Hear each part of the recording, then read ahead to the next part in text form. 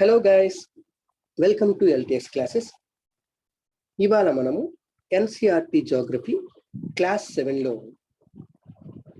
5th lesson అయిన water గురించి discuss చేయబోతున్నాం. అయితే అంతకుముందు మీకు ఒక చిన్న అనౌన్స్మెంట్. LTX క్లాసెస్ ఇప్పుడు NCERT ఫౌండేషన్ కోర్సుని UPSC కోసము స్టార్ట్ చేసింది. అయితే మీకు అందరికీ తెలుసు, ఎవరైనా UPSC కోసం ప్రిపేర్ అవుతున్నాము అంటే అందరూ ఇచ్చే ఫస్ట్ సజెషన్ ముందు ఒకసారి NCERT బుక్స్ అన్నిటిని చదువుకొని ఆ తర్వాత ప్రిపరేషన్ స్టార్ట్ చేస్తే బాగుంటుంది అని అందరూ సజెస్ట్ చేస్తారు. అయితే ఇది చాలా కష్టంతో కూడుకున్న పని అయినప్పటికీ కూడా అలాంటి ఒక కష్టమైన పని మీకు సింపుల్గా తక్కువ ప్రైసెస్లో, అఫోర్డబుల్ ప్రైసెస్లో మీకు LTX క్లాసెస్ లైఫ్ టైం వ్యాలిడిటీతో అందిస్తుందండి. అదే మన NCERT foundation course for UPSC presented by LTX classes at only 15,000 rupees.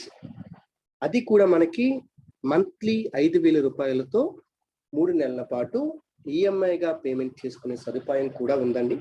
Okay, అందరికీ తెలుసు NCERT ఫౌండేషన్ కోర్సు, NCERT చదవడం అనేది సివిల్ సర్వీసెస్ కోసము మనకి చాలా విధంగా యూజ్ అవుతూ ఉంటుంది.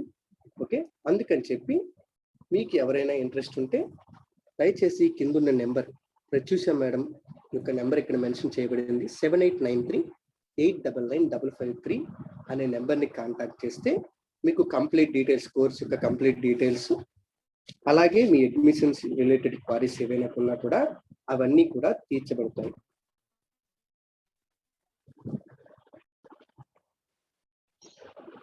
ఈ కోర్సులోనే మనకి మొత్తం క్లాస్ 6 నుంచి క్లాస్ 12 వరకు ఉన్న NCERT టెక్స్ట్ బుక్స్లో జియోగ్రఫీ, హిస్టరీ, పాలిటీ, ఎకానమీ, అలాగే చిన్న చిన్న పార్ట్స్లో ఎన్విరాన్మెంట్, సైన్స్ అండ్ టెక్నాలజీ, ఇందులో మెయిన్ పార్ట్స్ అన్నింటినీ కూడా మొత్తం అన్ని టెక్స్ట్ బుక్స్తో పాటు మెయిన్ పార్ట్స్, ఇంకా అవసరమైన పార్ట్స్ ఏవైతే ఉన్నాయో అవన్నీ కూడా కవర్ చేయడం జరుగుతుందండి. అదంతా కూడా కేవలం మీకు 15,000 రూపాయలకి మాత్రమే లభిస్తుందండి. ఇది కూడా, ఈ ఆఫర్ కూడా మనకి 15th అక్టోబర్ వరకు మాత్రమే వ్యాలిడ్ అండి. ఆ తర్వాత ప్రైస్ అనేది పెరిగిపోతుంది. ఓకే, ఏమైనా తొందరగా చేసుకోవాలి, తొందరగా అడ్మిషన్ కావాలి అనుకుంటే కింద మెన్షన్ చేసిన నెంబర్ని కాంటాక్ట్ అవ్వండి. Let's start the session. ఇవాళ మనము ఎర్త్ మీద ఉండే వాటర్ గురించి డిస్కస్ చేసుకోబోతున్నామండి. మీకు తెలుసు, ఎర్త్ మీద వాటర్ అంతటినీ కలిపి మనము హైడ్రోస్పియర్ అని అంటాము. ఓకే, ఇంతకు ముందు క్లాసెస్లో మనం ఎర్త్ మీద ఉండే మిగతా కాంపోనెంట్స్, ల్యాండ్ గురించి, ఎయిర్ గురించి చెప్పుకున్నాము. ఆ తర్వాత కాంపోనెంట్ పేరే వాటర్. ఓకే, వాటర్ గురించి స్టడీ చేసేది హైడ్రోస్పియర్, అంటే వాటర్ మొత్తాన్ని కలిపి మనము హైడ్రోస్పియర్ అని చెప్పి పిలుస్తాం.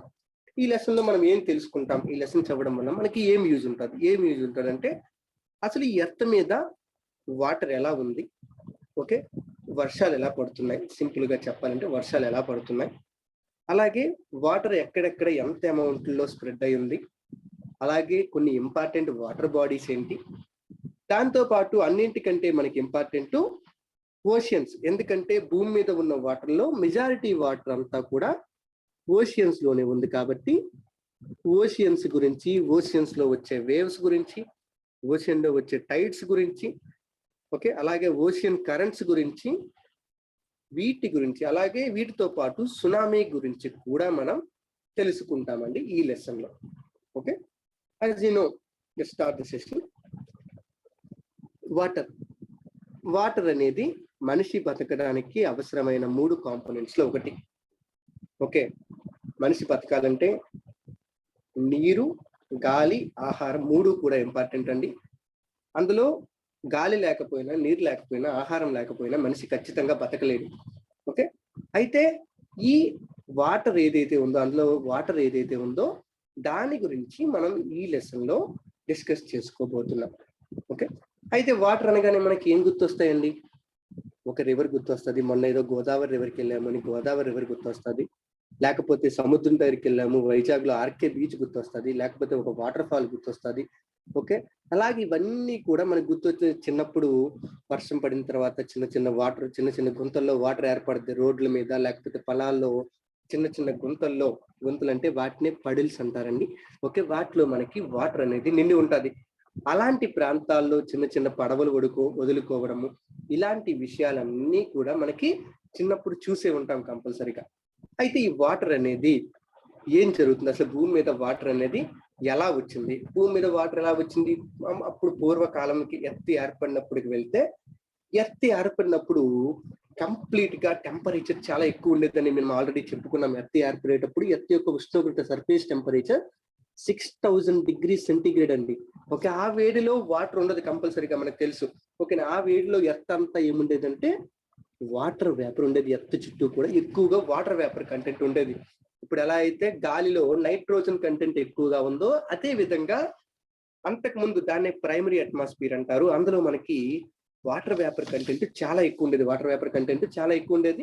అయితే భూమి అలా అలా కూల్ అవ్వడం వల్ల ఏం జరిగింది? ఈ వాటర్ వేపర్ అంతా కండెన్స్ అయిపోయి, అంటే కూల్ అవ్వడం వల్ల కండెన్స్ అయిపోయి, ఆ కండెన్స్డ్ వాటర్ మనకి భూమి మీద మెయిన్ ఓషియన్స్ ని ఫామ్ చేసింది. ఓషియన్స్ తో పాటు డిఫరెంట్ వాటర్ బాడీస్, చిన్న చిన్న వాటర్ బాడీస్ ని కూడా ఫామ్ చేసింది. ఓకేనా, అయితే అందరికీ తెలుసు వాటర్ ఒక రివర్ లో కానీ ఒక చెరువులో కానీ కొంత వాటర్ ఉంది. ఓకే, అయితే సన్లైట్ వచ్చింది, సూర్యుడు వచ్చినప్పుడు ఏమవుద్ది? ఆ సన్లైట్ అనేది ఆ వాటర్ మీద పడుతుంది. సన్లైట్ వాటర్ మీద పడింది అంటే ఆ హీట్ ఎనర్జీని వాటర్ అబ్జార్బ్ చేసుకుని ఏమవుద్ది? ఎవాపరేట్ అయిపోయింది. ఆ హీట్ ఎనర్జీని అబ్జార్బ్ చేసుకుని వాటర్ ఎవాపరేట్ అయిపోయి, ఆ వాటర్ వేపరే మనకి క్లౌడ్స్ గా ఫామ్ అవుతుంది. ఆ వాటర్ వేపరే మనకి క్లౌడ్స్ గా ఫామ్ అవుతుంది. ఇది మనము ప్రీవియస్ క్లాసెస్ లో ఆల్రెడీ చెప్పుకున్నాం. ఓకేనా, అయితే ఈ క్లౌడ్స్ అనేవి ఒక దానికి అవసరమైన కండిషన్స్ వచ్చిన తర్వాత, అంటే క్లౌడ్స్ అనేది ఏంటి? క్లౌడ్స్ లో వాటర్ వేపర్ ఉంది, దానికి అవసరమైన కండిషన్ అంటే ఏంటి? వాటర్ వేపర్ వాటర్ గా మారాలి. అంటే ఏమవ్వాలి? ఖచ్చితంగా టెంపరేచర్ అనేది డిక్రీజ్ అవ్వాలి. ఎప్పుడైతే టెంపరేచర్ డిక్రీజ్ అవుద్దో, ఆ టెంపరేచర్ ఎప్పుడు డిక్రీజ్ అవుద్ది? ఆ క్లౌడ్ అనేది కొంత హైట్ కి వెళ్ళినప్పుడు టెంపరేచర్ డిక్రీజ్ అవుద్ది. ఇలా టెంపరేచర్ డిక్రీజ్ అయినప్పుడు ఆ క్లౌడ్ అనేది రెయిన్ రూపంలో కానీ, స్నో రూపంలో కానీ, స్లీట్ రూపంలో కానీ, లేదా హెయిల్ రూపంలో కానీ, హెయిల్ స్టోన్స్ రూపంలో కానీ భూమి మీదకి చేరుతుంది. దాన్నే మనం ప్రెసిపిటేషన్ అని పిలుస్తామండి. ఏమని పిలుస్తామండి? ప్రెసిపిటేషన్ అంటే ఏదో ఒక రూపంలో, వాటర్ రూపంలో కానీ, మంచు రూపంలో కానీ, వడగళ్ళ రూపంలో కానీ, ఏదో ఒక రూపంలో ఆకాశం నుంచి క్లౌడ్స్ అనేవి భూమి మీదకి వస్తే దాన్నే మనం ప్రెసిపిటేషన్ అని పిలుస్తాము. అంటే ప్రెసిపిటేషన్ అనేది ఎయిదర్ సాలిడ్ ఫామ్ లో జరగచ్చు, లేదా లిక్విడ్ ఫామ్ లో కూడా జరగచ్చండి. ఓకేనా, అయితే ఇలా వాటరు, సముద్రాల్లో వాటర్ ఎవాపరేట్ అవ్వడం, అక్కడ క్లౌడ్ ఫార్మేషన్ జరగడం, ఆ క్లౌడ్స్ మళ్ళీ కండెన్సేషన్ జరిగి వర్షపాతంగా భూమి మీదకి రావడము, ఇలా ఈ ప్రాసెస్ అనేది కంటిన్యూస్ గా జరుగుతూనే ఉంటుందండి. ఇలా ఈ ప్రాసెస్ కంటిన్యూగా జరగడాన్ని మనం ఏమని పిలుస్తామంటే వాటర్ సైకిల్ అని పిలుస్తాం. The process by which water continuously changes its form and circulates between oceans and atmosphere and land is known as water cycle.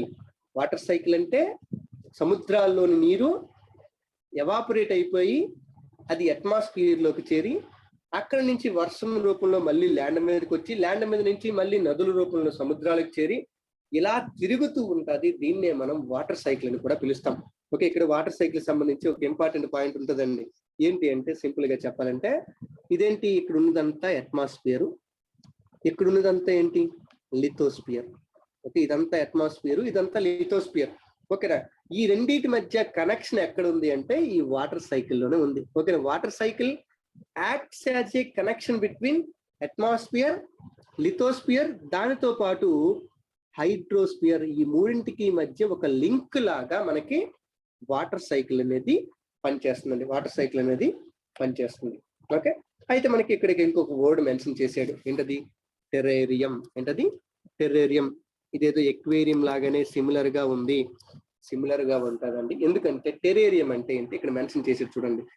It is an artificial enclosure for keeping small house plants, ఒక ఇంటి లోపల లేకపోతే ఒక closed ఏరియాలో చిన్న చిన్న మొక్కల్ని పెంచడానికి గాజుతో తయారైన ఒక ఎన్క్లోజ్డ్ బాడీ ఉంటుందండి.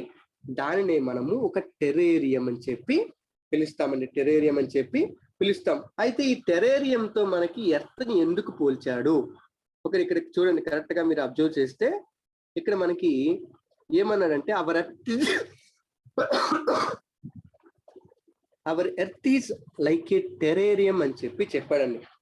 అంటే టెరేరియంతో ఎర్త్ని ఎందుకు పోల్చాడు అయితే చెప్తాను చూడండి. అక్కడే ఇంట్రెస్టింగ్ పాయింట్ ఏంటి అంటే, ఈ టెరేరియం లోపలే మొక్కలు పెరుగుతూ ఉంటాయి. ఇది ఒక ఎన్క్లోజ్డ్ బాడీ. అంటే ఏంటి, బయట మొత్తము కవర్ చేసి ఉంటుంది. అంటే అందులోంచి వాటర్ కానీ గాలి కానీ బయటికి వెళ్ళలేదు. ఓకేనా? అయితే ఈ టెరేరియంలో ఈ మొక్కలు పెరుగుతూ ఉంటాయి కదా, ఈ పెరుగుతున్న మొక్కలు కొంత వాటర్ని రిలీజ్ చేస్తాయి, బయటికి రిలీజ్ చేస్తాయి. ఓకేనా? దాన్నే మనం ఏమంటాము, ట్రాన్స్పిరేషన్ అని చెప్పి పిలుస్తాం. మొక్కల్లోంచి రిలీజ్ అయ్యే వాటర్ని మనం ట్రాన్స్పిరేషన్ అని చెప్పి పిలుస్తామండి. ఓకే, ఇలా ట్రాన్స్పిరేషన్ ప్రాసెస్ వల్ల మొక్కల్లోంచి వాటర్ రిలీజ్ అవుద్ది. అయితే అది బయటికి వెళ్ళడానికి దారి లేదు. అందువల్ల ఏమైంది, మళ్ళీ ఆ వాటర్ అక్కడే వాటర్ డ్రాప్లెట్స్ లాగా కండెన్స్ అయ్యి మళ్ళీ ఆ కిందకే పడిపోయిద్ది. అంటే ఇలా వాటర్ ఎవాపరేట్ అవ్వడం, మళ్ళీ కింద పడడం, వాటర్ ఎవాపరేట్ అవ్వడం, కింద పడడం. నువ్వు 100 సంవత్సరాలు చూసినా అందులో అదే వాటర్ ఉంటుంది, వేరే వాటర్ ఏమి రావట్లేదండి. అదే వాటర్ అనేది అక్కడ ఉంటుంది. అదే విధంగా ఇప్పుడు భూమి మీద వాటర్ ఉంది కదా, ఈ భూమి మీద వాటర్ రోజు ఏదో కొత్తగా ఎక్కడి నుంచో వాటర్ వచ్చి ఏడవట్లేదండి. ఈ భూమి మీద ఉన్న వాటరే ఎవాపరేట్ అయ్యి పైకి వెళ్తుంది, అదే వాటర్ మళ్ళీ కిందకి వస్తుంది, అందుకే ఎర్త్ ని ఒక టెరేరియంతో కంపేర్ చేశాడు. అందుకే ఒక ఇంట్రెస్టింగ్ పాయింట్ కూడా ఇచ్చాడు చూడండి. ఓకేనా? ఇవాళ హర్యానాలో మనం నీళ్లతో పంటలు పండిస్తున్నాం. ఓకేనా? అయితే ఆ నీరు ఒకప్పుడు అమెజాన్ రివర్ లో ఫ్లో అయిన నీరు అయి ఉండొచ్చంట. ఓకేనా? ఒకప్పుడు అమెజాన్ రివర్ లో ఫ్లో అయిన నీరు ఎవాపరేట్ అయ్యి అది కాస్త మేఘాలుగా ఏర్పడి అలా తిరుగుతూ కొన్ని వందల సంవత్సరాల పాటు తిరుగుతూ అది హర్యానాలోకి వచ్చి ఉండొచ్చు. అంటే ఇప్పుడు మనం చూస్తున్న నీరు ఏదో ఒక టైంలో ఎక్కడో దగ్గర నుంచి కంపల్సరిగా వేరే ప్రాంతం నుంచి మన ప్రాంతంలోకి వచ్చింది. ఓకేనా? అందుకే ఎర్త్ని మనము టెరేరియంతో కంపేర్ చేశారు. ఓకే, అయితే ఇక్కడే మనకి ఇంకోటి మెన్షన్ చేశారు. ఏంటది, మనకి భూమి మీద వాటర్ సోర్సెస్ అనేవి ఉంటాయి. ఓకేనా? అయితే ఈ వాటర్ సోర్సెస్ లో కొన్నింట్లో ఫ్రెష్ వాటర్ ఉంటుంది, కొన్నింట్లో ఏమో సాల్ట్ వాటర్ అనేది ఉంటుంది. ఓకేనా? ఫ్రెష్ వాటర్ మనకి అందులో దొరుకుతుంది మామూలుగా రివర్స్ లోను, లేకపోతే స్ప్రింగ్స్, హాట్ స్ప్రింగ్స్ అంటారు కదా, స్ప్రింగ్స్ లోను, అలాగే గ్లేషియర్స్ లోను, ఐస్ క్యాప్స్ లోను, వీటిలో మనకి మంచి నీరు, ఫ్రెష్ వాటర్ అంటే మనం తాగడానికి పనికొచ్చే నీరు, మనుషులకి, జంతువులకి మరియు మొక్కలకి అవసరమైన నీరు అనేది మనకి ఎక్కడ కనిపిస్తుంది అంటే ఈ water bodies, rivers, ponds, springs, glaciers, వీటిలో కనిపిస్తుంది. అలా కాకుండా ఈ సాల్ట్ వాటర్ మనకి ఎక్కడ కనిపిస్తుందంటే ఓషియన్ బాడీస్ లేదా సీస్, మహాసముద్రాలు లేదా సముద్రాల్లో మనకి సాల్ట్ వాటర్ అనేది కనిపిస్తుంది. ఓకేనా? ఆ సాల్ట్ వాటర్ ని మనం ఏమంటామండి, సెలైన్ వాటర్ అని కూడా పిలుస్తాం. ఏమని పిలుస్తామండి, సెలైన్ వాటర్ అని కూడా పిలుస్తాం. ఓకే, ఎందుకంటే సముద్రపు నీరు మీరు ఒకవేళ బీచ్ ఏరియాలకు దగ్గరలో ఉంటే ఆ సముద్రంలోకి వెళ్ళి ఒకసారి సముద్రంలో స్నానం చేసిన, లేకపోతే సముద్రంలో కొంత నీరు తీసుకొని నోటి మీద, నాలుక మీద పెట్టుకున్నా మీకు ఉప్పుగా అనిపిస్తుంది. కారణం ఏంటి, అందులో సాల్ట్ కంటెంట్ చాలా ఎక్కువగా ఉంటుంది. సాల్ట్ అంటే ఏవో సాల్ట్స్ కంటే sodium chloride, magnesium chloride, calcium chloride, ఇలాంటి సాల్ట్స్ మనకి చాలా ఎక్కువగా ఉంటాయి అన్నమాట. ఇంకా అందులో కూడా మెజారిటీ సాల్ట్ ఏది అంటే సోడియం క్లోరైడ్. అంతే కదా, ఆ సోడియం క్లోరైడ్ అందులో ఉంది కాబట్టి ఆ సీ వాటర్ ని మనం ఎవాపరేట్ చేసి ఆ మిగిలిన సాల్ట్ ని ఇంట్లో మనం తినే సాల్ట్ గా వాడుతున్నాం. టేబుల్ సాల్ట్ అంటారు చూసారా, మనం తినే సాల్ట్ లో ఏముంటదండి, NaCl ఉంటది. ఆ NaCl సముద్రాల్లోనే చాలా ఎక్కువ. సముద్రంలో ఎక్కువ మేజర్ కంటెంట్ ఏది ఉంటది అంటే ఈ NaCl అనేది ఉంటది, సోడియం క్లోరైడ్ అనేది ఉంటది. అందువల్లే దానికి సాల్ట్నెస్ అనేది యాడ్ అవుతుంది, సముద్రపు నీటికి సాల్ట్నెస్ అనేది యాడ్ అవుతుందండి. అయితే సముద్రాల్లో సాల్ట్ ఉంది, అయితే అన్ని సముద్రాల్లో ఒకే అమౌంట్ ఆఫ్ సాల్ట్ ఉంటుందా అన్ని సముద్రాల్లో ఒకే అమౌంట్ ఆఫ్ సాల్ట్ ఉంటుందా? ఓకేనా? అన్ని సముద్రాల్లో ఒకే అమౌంట్ ఆఫ్ సాల్ట్ ఉండదండి. అంటే ఫర్ ఎగ్జాంపుల్ ఇప్పుడు తీసుకోండి, ఇక్కడ మనకి ఇండియాకి కింద వైపే ఇటువైపు ఏమో అరేబియన్ సీ ఉంది, ఇటువైపు ఏమో బే ఆఫ్ బెంగాల్ ఉందండి. అయితే బే ఆఫ్ బెంగాల్లో చూసుకుంటే నెంబర్ ఆఫ్ రివర్స్ కలుస్తున్నాయండి. అంటే ఇక్కడ నుంచి చూసుకుంటే బ్రహ్మపుత్ర, గంగా, మహానది, గోదావరి, కృష్ణ, కావేరి, ఇంకా చాలా పెద్ద పెద్ద నదులన్నీ కూడా ఈ బే ఆఫ్ బెంగాల్లో కలుస్తున్నాయి. అరేబియన్ సీలోకి దీంతో కంపేర్ చేస్తే మెయిన్ ఇండస్ రివర్ ఒకటి, నర్మదా, తపతి, ఈ 2 రివర్స్ మాత్రమే మనకి, అంటే మొత్తం ఈ 3 రివర్స్ మాత్రమే అరేబియన్ సీలో కలుస్తున్నాయి. అంటే అర్థం ఏంటి? ఈ రివర్స్ కలుస్తున్నాయి అంటే రివర్స్ ఏ వాటర్ని తీసుకెళ్తాయండి? ఫ్రెష్ వాటర్ని తీసుకెళ్తాయి. ఓకేనా? అంటే బే ఆఫ్ బెంగాల్లోనికి ఎక్కువ ఫ్రెష్ వాటర్ అనేది యాడ్ అవుతుంది. బే ఆఫ్ బెంగాల్లోనికి ఎక్కువ ఫ్రెష్ వాటర్ అనేది యాడ్ అవుతుంది. అందువల్ల ఏమవుద్ది? అందులో ఖచ్చితంగా సాల్ట్ కంటెంట్ తక్కువగా ఉంటుంది. అరేబియన్ సీలో సాల్ట్ కంటెంట్ ఖచ్చితంగా దీంతో కంపేర్ చేసినప్పుడు ఎక్కువగా ఉంటుంది. ఓకేనా? ఆ సాల్ట్ కంటెంట్ ఏదైతే ఉందో దానినే మనము సాలినిటీ అని పిలుస్తామండి. సాలినిటీ ఏంటండి? Salinity the amount of salt present in 1000 grams of water. 1000 grams of water. 1000 గ్రాముల నీరు తీసుకోండి. 1000 గ్రాముల నీరు అంటే సముద్రపు నీరు, మళ్ళీ చెరువుల్లో నీరు కాదు, సముద్రపు నీరు తీసుకొని ఆ 1000 గ్రాముల సముద్రపు నీటిని తీసుకున్న తర్వాత దాన్ని ఎవాపరేట్ చేయండి. అంటే ఏం చేయాలి? ఎండలో పెట్టేయండి. ఎండలో అలా ఉంచితే ఏమవుద్దండి? కొన్ని రోజులకి ఆ పైన వాటర్ అంతా కూడా ఏమైపోయింది? ఎవాపరేట్ అయిపోయింది. వాటర్ అంతా ఎవాపరేట్ అయిపోయి మనకి ఏం మిగులుతుంది? కింద సాల్ట్ కంటెంట్ అనేది మిగులుతుంది అనమాట. కింద సాల్ట్ కంటెంట్ మిగులుతుంది. ఓకేనా? అది ఒక 100 గ్రాములు ఉందనుకోండి, 100 గ్రాముల సాల్ట్ మిగిలింది. ఒక 1000 గ్రాముల నీరు తీసుకుంటే 100 గ్రాముల సాల్ట్ మిగిలింది.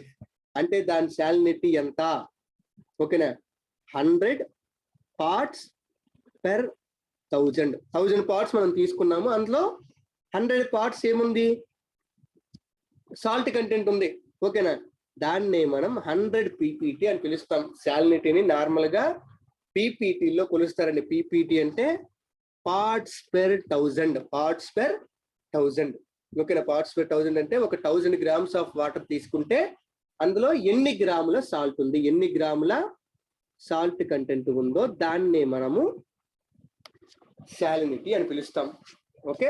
యావరేజ్ గా మనకి ఓషియన్స్ యొక్క సాలినిటీ ఎంత అంటే 35 PPT. 35 PPT అంటే అన్ని ఓషియన్స్ యావరేజ్ గా 1000 గ్రాముల వాటర్ తీసుకున్నాం అనుకోండి, దాన్ని ఎవాపరేట్ చేసామనుకోండి, ఎవాపరేట్ చేస్తే మనకి మిగిలే సాల్ట్ ఎంత అంటే 35 గ్రాముల సాల్ట్ మిగులుద్దంట. 35 గ్రాముల సాల్ట్ మిగిలితే అంటే 35 PPT, 35 parts per 1000. ఓకే, ఇక్కడ per 1000 కి సింబల్ కూడా ఉంటుందండి. పెర్సెంట్ కి అయితే ఒక 0 పెడతాం కదా, ఇలాగ పెర్సెంట్ అంటాం కదా, 2 సున్నాలు పెడితే per 1000 అనమాట. పెర్సెంట్ లో ఇంకొక 0 యాడ్ చేస్తే, కింద ఇంకొక 0 యాడ్ చేస్తే అది per 1000 అనమాట. ఓకే, ఇక్కడ మనకి ఇంకొక ఇంట్రెస్ట్ పాయింట్ ఇచ్చాడు. ఏంటి అంటే డెడ్ సీ, ఇజ్రాయెల్ కి జోర్డాన్ కి బార్డర్ లో ఉండే డెడ్ సీ, మృత సముద్రం అని పిలుస్తారు సింపుల్ గా. ఓకేనా? ఆ సముద్రం యొక్క సాలినిటీ ఎంత అంటే 340 PPT. 340 PPT అంటే 1000 గ్రాముల నీరు తీసుకుంటే అందులో 340 గ్రాములు సాల్ట్ కంటెంట్ ఉంటుంది. అంటే ఎంతండి? నియర్లీ 1/3 పార్ట్ సాల్టే ఉంటుంది. అంటే ఎంత సాల్ట్ ఉందో చూసుకోండి. ఓకేనా? సాల్ట్ కంటెంట్ పెరిగితే ఏమవుద్ది? వాటర్ యొక్క డెన్సిటీ కూడా ఇంక్రీజ్ అవుతుంది. వాటర్ యొక్క డెన్సిటీ ఇంక్రీజ్ అవుద్ది. అంత డెన్సిటీ ఉంటది కాబట్టి ఆ సముద్రంలో ఒక మనిషి మునిగిపోయినా కూడా, అంటే పొరపాటున పడిపోయినా కూడా ఆ వ్యక్తి మునిగిపోడు. కారణం ఏంటంటే దాని యొక్క డెన్సిటీ చాలా ఎక్కువ ఉంది కాబట్టి ఆ వ్యక్తి అందులో మునిగిపోకుండా అలానే తేలియాడుతూ ఉంటాడు. ఓకేనా? అందుకే ఎవరికైనా స్విమ్మింగ్ కావాలనుకుంటే డెడ్ సీలోకి కానీ, లేకపోతే టర్కీలో లేక్ వాన్ అని ఉంటది. ఓకేనా? లేక్ వాన్ లోకి కానీ ఇలాంటి లేక్స్ లోకి వెళ్తే ఈజీగా ఈత నేర్చుకోవచ్చు. ఓకేనా? కావాలనుకుంటే అక్కడికి వెళ్ళి ఈత నేర్చుకోండి, బాగుంటుంది. ఓకేనా? అంటే ఈ సాల్ట్ కంటెంట్ ఎక్కువగా ఉండడం వల్ల ఏమైందండి? ఆ వాటర్ యొక్క డెన్సిటీ అనేది పెరిగిపోయింది. ఇక్కడ ఇచ్చే చూడండి, ఓకేనా. The swimmers can float in it because the increased salt content makes it dense. దాన్ని డెన్స్ గా అది తయారు చేస్తుంది. డెన్సిటీ ఎక్కువగా ఉండేటట్టుగా ఆ వాటర్ అనేది, ఆ సాల్ట్ కంటెంట్ అనేది తయారు చేస్తుందండి, ఓకేనా. అయితే ఓకే, భూమి మీద 2 రకాల వాటర్ ఉన్నాయన్నారు. ఏంటవి? ఒకటి saline water or salt water, రెండోది ఫ్రెష్ వాటర్ అండి. అయితే అసలు భూమి మీద ఉన్న వాటర్లో ఎంత పర్సంటేజ్ సాల్ట్ వాటర్ ఉంది, ఎంత పర్సంటేజ్ ఫ్రెష్ వాటర్ ఉంది? ఓకేనా. ఆల్రెడీ అందరికీ తెలుసు, ఎందుకంటే ఈ భూమి మీద ఫ్రెష్ వాటర్ కంటే కూడా సాల్ట్ వాటర్ కంటెంట్ ఎక్కువ. ఫ్రెష్ వాటర్ కంటే కూడా సాల్ట్ వాటర్ కంటెంట్ చాలా ఎక్కువ. ఎందుకంటే మెజారిటీ ఆఫ్ వాటర్ అంతా కూడా ఓషియన్స్ లోనే ఉంది, కాబట్టి అది ఖచ్చితంగా సెలైన్ వాటర్, ఓకేనా. అయితే ఇక్కడ ఎంత పర్సంటేజ్ లో ఉంది అది చూడండి ఒకసారి, ఓకేనా. ఈ భూమి మీద ఉన్న వాటర్ మొత్తంలో, ఓకేనా, వాటర్ మొత్తం 100% అనుకుంటే అందులో 97.3% వాటరు ఓషియన్స్ లో ఉందండి. ఓషియన్స్ అంటే 5 ఓషియన్స్ ఉన్నాయి. Pacific ocean, Atlantic ocean, Indian ocean, Arctic ocean, అలాగే సదరన్ ఓషియన్. 5 ఓషియన్లు ఉన్నాయి. ఈ 5 ఓషియన్లో మనకి 97.3% వాటర్ ఉంది. మిగతా 2.7% వాటర్ మాత్రమే ల్యాండ్ మీద ఉంది. ఎక్కడ ఉందండి?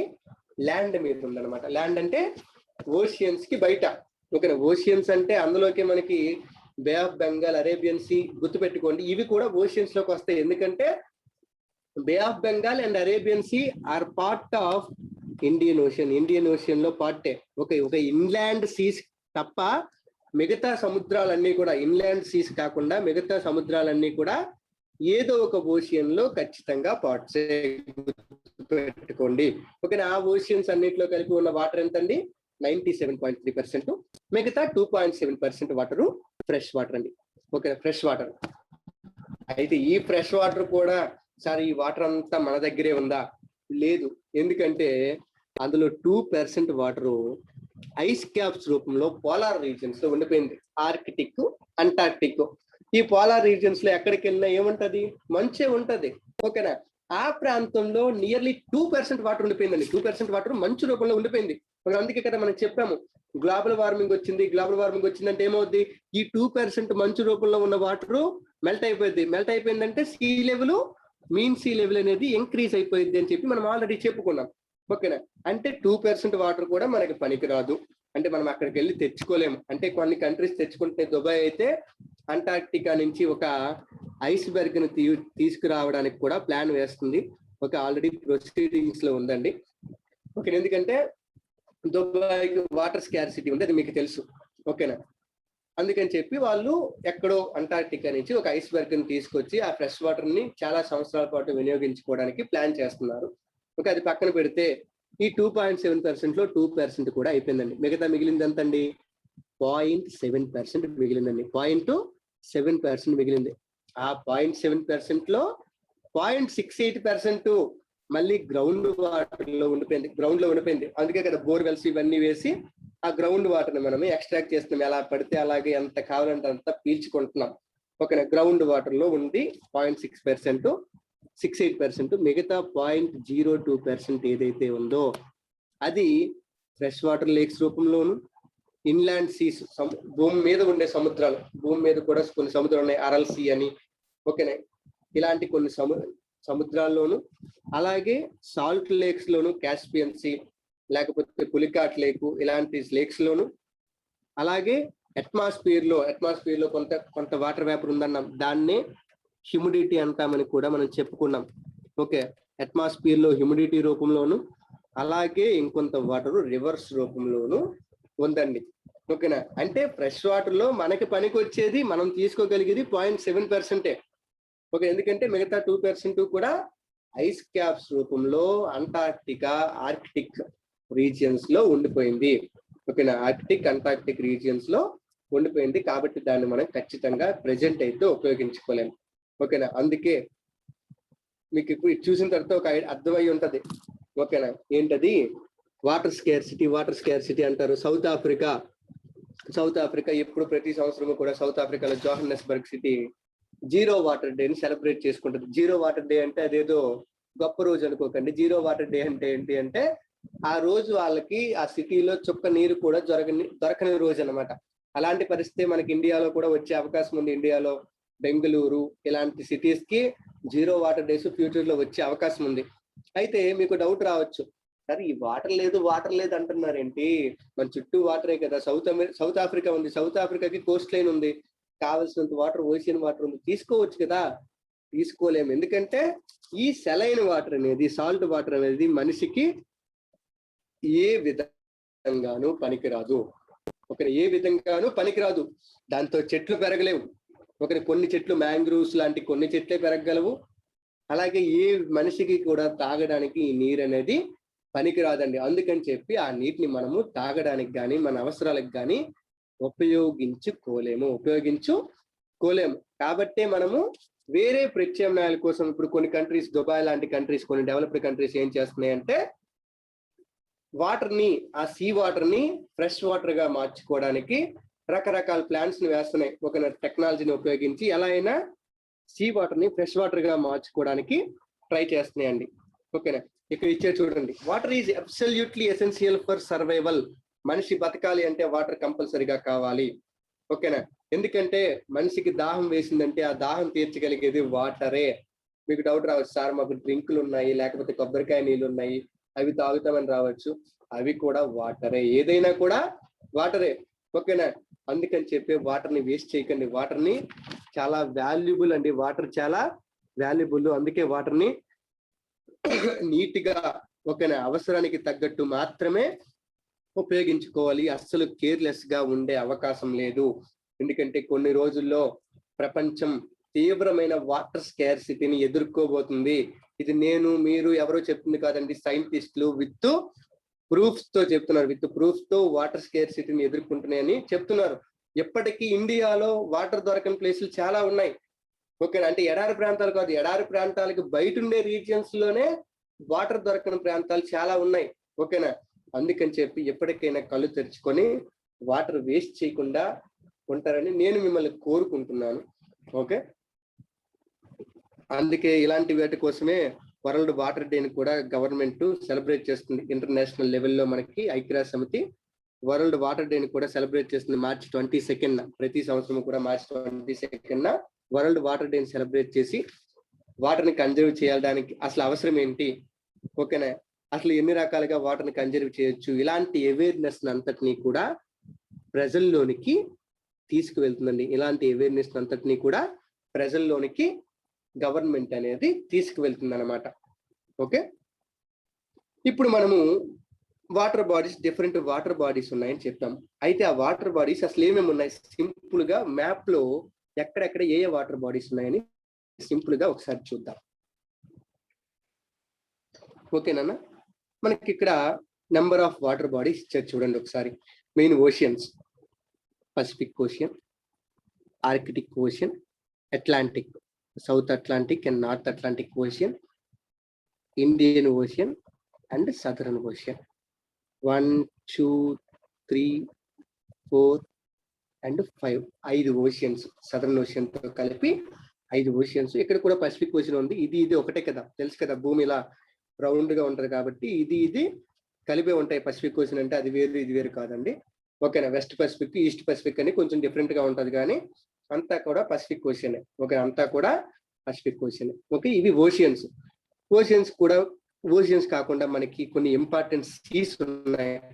ఓకేనా, మీకు తొలే చెప్పాను, Arabian Sea, Bay of Bengal, Caribbean Sea, okay, అలాగే Coral Sea, South China Sea, East China Sea, Mediterranean Sea, Black Sea, Red Sea. Okay, ఇలా మనకి నెంబర్ ఆఫ్ సముద్రాలు, ఓకేనా, సీస్ కూడా ఉన్నాయి. ఓకేనా, ఈ సీస్ అన్ని కూడా మనకి చూడండి, ఇవన్నీ ఏంటి అంటే సముద్రాల్లో భాగంగా ఉండేవి అనమాట, ఓషియన్స్ లో భాగమే అనమాట ఇవి. For example, it is considered Mediterranean sea, it has connection with ocean తో కనెక్ట్ అయి ఉంది. ఓకే, రెడ్ సీ కూడా ఓషియన్ తో కనెక్ట్ అయి ఉంది. ఓకే, ఇవన్నీ ఓషియన్ తో కనెక్ట్ అయి ఉన్నాయి. ఓకేనా, ఓషియన్ తో కనెక్షన్ లేకుండా కూడా కొన్ని సముద్రాలు ఉంటాయండి. ఓకే, లైక్ బ్లాక్ సీ కానీ, ఓకే, ఇక్కడ దీనికి దగ్గరలోనే అరల్ సీ అని ఒకటి ఉంటుంది. ఓకే, ఇవన్నీ కూడా ఏంటి, ఓషియన్ తో కనెక్షన్ లేకుండా ఉండే సీస్ అన్నమాట. అలాగే కొన్ని లేక్స్, ఇంపార్టెంట్ లేక్స్ ఉన్నాయి. కాస్పియన్ సీ కానీ, కాస్పియన్ సీ పేరులో సీ ఉంది కదా అని అది సీ కాదండి, అది కూడా మనకు ఒక లేకేనండి. కాస్పియన్ సీ కానీ, లేకపోతే లేక్ విక్టోరియా కానీ, Lake Winnipeg Superior, Lake Huron. Okay, అలాగే ఇండియాలో కూడా మనకి నెంబర్ ఆఫ్ లేక్స్ ఉన్నాయండి. ఓకే, అంటే ఈ లేక్స్ అన్ని కూడా డిఫరెంట్ వాటర్ బాడీస్. వీటిలో కొన్నింట్లో సాల్ట్ వాటర్ ఉండొచ్చు. ఓకేనా, లేక్స్ అనేవి సాల్ట్ వాటర్ లేక్స్ ఉండొచ్చు, కొన్ని ఫ్రెష్ వాటర్ లేక్స్ ఉండొచ్చు. ఓకేనా, అయితే లేక్స్ లో ఫ్రెష్ వాటర్ ఉంటాయి, ఫ్రెష్ వాటర్ ఉండడానికి కారణం ఏంటి, లేదా సాల్ట్ వాటర్ ఉండడానికి కారణం ఏంటి అనే విషయాలు మనం ఫర్దర్ క్లాసెస్ లో తెలుసుకుంటాం. ఓకే, ఫర్దర్ క్లాసెస్ లో మనము ఈ విషయాన్ని తెలుసుకుంటామండి. ఓకే, ఇది మనకి ఇంపార్టెంట్ వాటర్ బాడీస్. అలాగే కొన్ని రివర్స్ కూడా, కొన్ని ఇంపార్టెంట్ రివర్స్ కూడా మెన్షన్ చేశారు చూడండి. ఓకే, ఏంటది, మిసిసిపి రివర్, నార్త్ అమెరికాలో మిసిసిపి రివర్, సౌత్ అమెరికాలో అమెజాన్ రివర్, అలాగే ఆఫ్రికాలో Congo river, Niger river, Orange river, and the most important Nile river. అలాగే యూరోప్ లో డాన్యూబ్ రివర్, చైనాలో హుయాంగ్హో రివర్. ఓకే, అలాగే ఇండియా, చైనాలో బ్రహ్మపుత్ర రివర్, ఇండియాలో గంగా రివర్, అలాగే ఆస్ట్రేలియాలో డార్లింగ్, అక్కడే మనకి ముర్రే రివర్ కూడా ఉంటుందండి. ఓకేనా, ఇవన్నీ కూడా మనకి ఇంపార్టెంట్ రివర్స్ అనమాట, ఇంపార్టెంట్ రివర్స్. ఇవి కాకుండా మనకి ఇక్కడే బేస్ అని కొన్ని భాగాలు ఉంటాయి. బేస్, బే ఆఫ్ బెంగాల్, బే అంటే అఖాతం అంటారు తెలుగులో. ఓకే, వీటి గురించి మనం ఫర్దర్ క్లాసెస్ లో ఖచ్చితంగా తెలుసుకుంటాం. అలాగే బేస్ తో పాటు గల్ఫ్స్ ఉంటాయి. ఓకే, ఓకేనా, ఇక్కడ గల్ఫ్ ఆఫ్ మెక్సికో ఉంటుంది, ఇక్కడ ఇండియాలో గల్ఫ్ ఆఫ్ మన్నార్ ఉంటుంది.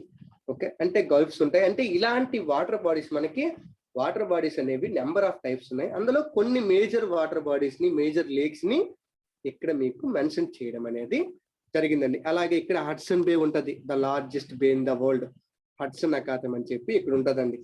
ఓకేనా, ఇవన్నీ కూడా మీరు మ్యాప్ తో తీసుకొని, ఇంకా మీ దగ్గర అట్లాస్ కనుక ఉంటే మ్యాప్ తీసుకొని, మ్యాప్ లో ఇలాంటి వాటర్ బాడీస్ అన్నింటినీ కూడా ఐడెంటిఫై చేసి ఒక దగ్గర రాసుకోవడానికి ట్రై చేయండి. అంటే ఓషియన్స్ అన్ని ఒక దగ్గర, సీస్ అన్ని ఒక దగ్గర, అలాగే లేక్స్ అన్ని ఒక దగ్గర, ఆ లేక్స్ లో మళ్ళీ సాల్ట్ వాటర్ లేక్స్ ఒక దగ్గర, ఫ్రెష్ వాటర్ లేక్స్ అన్ని ఒక దగ్గర, అలాగే రివర్స్ ఒక దగ్గర.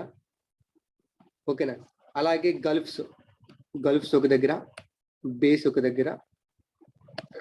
ఇవన్నీ కూడా నోట్ చేసుకొని పెట్టుకోండి. ఇవి మనకి ఫ్యూచర్ లో చాలా ఉపయోగపడతాయి. నోట్ చేసినా చేయకపోయినా సరే, ముందు వాటిని మ్యాప్ లో ఐడెంటిఫై చేయడానికి మాత్రము ట్రై చేయండి. మ్యాప్ తీసుకొని మ్యాప్ లో ఖచ్చితంగా ఐడెంటిఫై చేయండి. అంటే ఇవి మనకి ప్రపంచంలో ఇంపార్టెంట్ వాటర్ బాడీస్ అండి, ప్రపంచంలో ఇంపార్టెంట్ వాటర్ బాడీస్. ఓకే, అలాగే మనకి ఇక్కడ వాటర్ యొక్క ఇంపార్టెన్స్ ని తెలియచేయడానికి ఇక్కడ మీకు ఒక కాలం ఇచ్చారండి. ఓకే, పేపర్ కటింగ్స్ కొన్ని ఇచ్చారు చూడండి ఒకసారి. Ganga among 10 dying rivers, every drop counts, the water you drink, water scenario in urban India and Delhi, more than just a problem, coping with water scarcity, many major rivers in danger of dying out. The best way to tackle water scarcity is to catch rainwater where it falls. ఇలాంటి number of columns మీకు ఇచ్చారు. ఒకసారి ఇవన్నీ చూసి ఆలోచించండి, అసలు water మనకి ఎందువల్ల ఇంపార్టెంట్, దేనికోసం మనకి వాటర్ అనేది అవసరం. ఓకేనా, వాటర్ని ప్రిజర్వ్ చేయాలంటే మనము ఏ పనులు చేస్తే వాటర్ని ప్రిజర్వ్ చేయగలము, వాటర్ని సేవ్ చేయగలము అనే విషయాలు ఒకసారి మీకు మీరు ఆలోచించుకోండి. ఓకే, తర్వాత మనకి ఓషియానిక్ సర్క్యులేషన్ అంటే ఏం లేదండి, ఇప్పుడు అట్మాస్ఫియర్ లో గాలి ఎలా అయితే ఒక దగ్గర నుంచి ఒక దగ్గరికి కదులుతూ స్టెబుల్ గా ఎలా అయితే ఉండట్లేదో, ఇంత పెద్ద ఓషియన్ లో వాటర్ కూడాను స్టెబుల్ గా ఉండదు. అది ఎప్పుడూ కూడా ఒక దగ్గర నుంచి ఒక దగ్గరికి మూవ్ అవుతూనే ఉంటది. దాన్నే మనం ఓషియన్ సర్క్యులేషన్ అంటారు. ఇక్కడ ఇంట్రెస్టింగ్ పాయింట్ ఇచ్చారు, మీరు చదవండి ఒకసారి. There is something magical about walking barefoot on the seashore. Okay, seashore సముద్రపు ఒడ్డున బేర్ ఫుట్ అంటే చెప్పులు లేకుండా నడిస్తే చాలా ఏదో ఒక మ్యాజికల్ ఫీలింగ్ వస్తుంది. ఓకేనా, the wet sand on the beach, the cool breeze, the sea birds, the smell of the salt, the music of the waves, everything is so fascinating. Okay, అక్కడ వీచే చల్లని గాలి, అక్కడ బీచ్, అక్కడ బీచ్ లో ఉండే శాండ్, అక్కడ అలాగే సీ బర్డ్స్, సాల్ట్ యొక్క స్మెల్ కానీ, అలాగే అక్కడ వీచే ఎయిర్ కానీ, అలాగే అక్కడ వేవ్స్ చేసే సౌండ్ కానీ, ఎవ్రీథింగ్ అంతా కూడా మనకి చాలా అందంగా అదొక అద్భుతమైన అనుభూతిని ఇస్తుంది. ఓకేనా, అయితే ఇలాంటి ఒక సిచ్యువేషన్ మనం ఒక లేక్ దగ్గరికి వెళ్తేనో లేకపోతే ఒక పాండ్ దగ్గరికి వెళ్తేనో ఈ సిచ్యువేషన్ మనకి కనిపించదు. ఓకేనా, అంటే అర్థం ఏంటి, ఈ లేక్స్ లోను పాండ్స్ లోను జరగని ఒక పని సముద్రాల్లో ఏదో ఒకటి జరుగుతుంది. సముద్రాల్లో ఏదో ఒకటి జరుగుతుంది అంటే సముద్రం ఎప్పుడు నిరంతరం మూవ్ అవుతూ ఉంటుంది. ఓకేనా, ఒక రోజు వెళ్ళేటప్పటికి సముద్రము లోపలికి ఉంటుంది, ఇంకొక రోజు వెళ్ళేటప్పటికి సముద్రం కొంత ముందుకు వచ్చి ఉంటుంది. ఇదేంటిది సడన్ గా వాటర్, సముద్రంలో వాటర్ ఎలా పెరిగిపోయింది అని చెప్పి మనకి డౌట్ వచ్చి ఉండొచ్చు.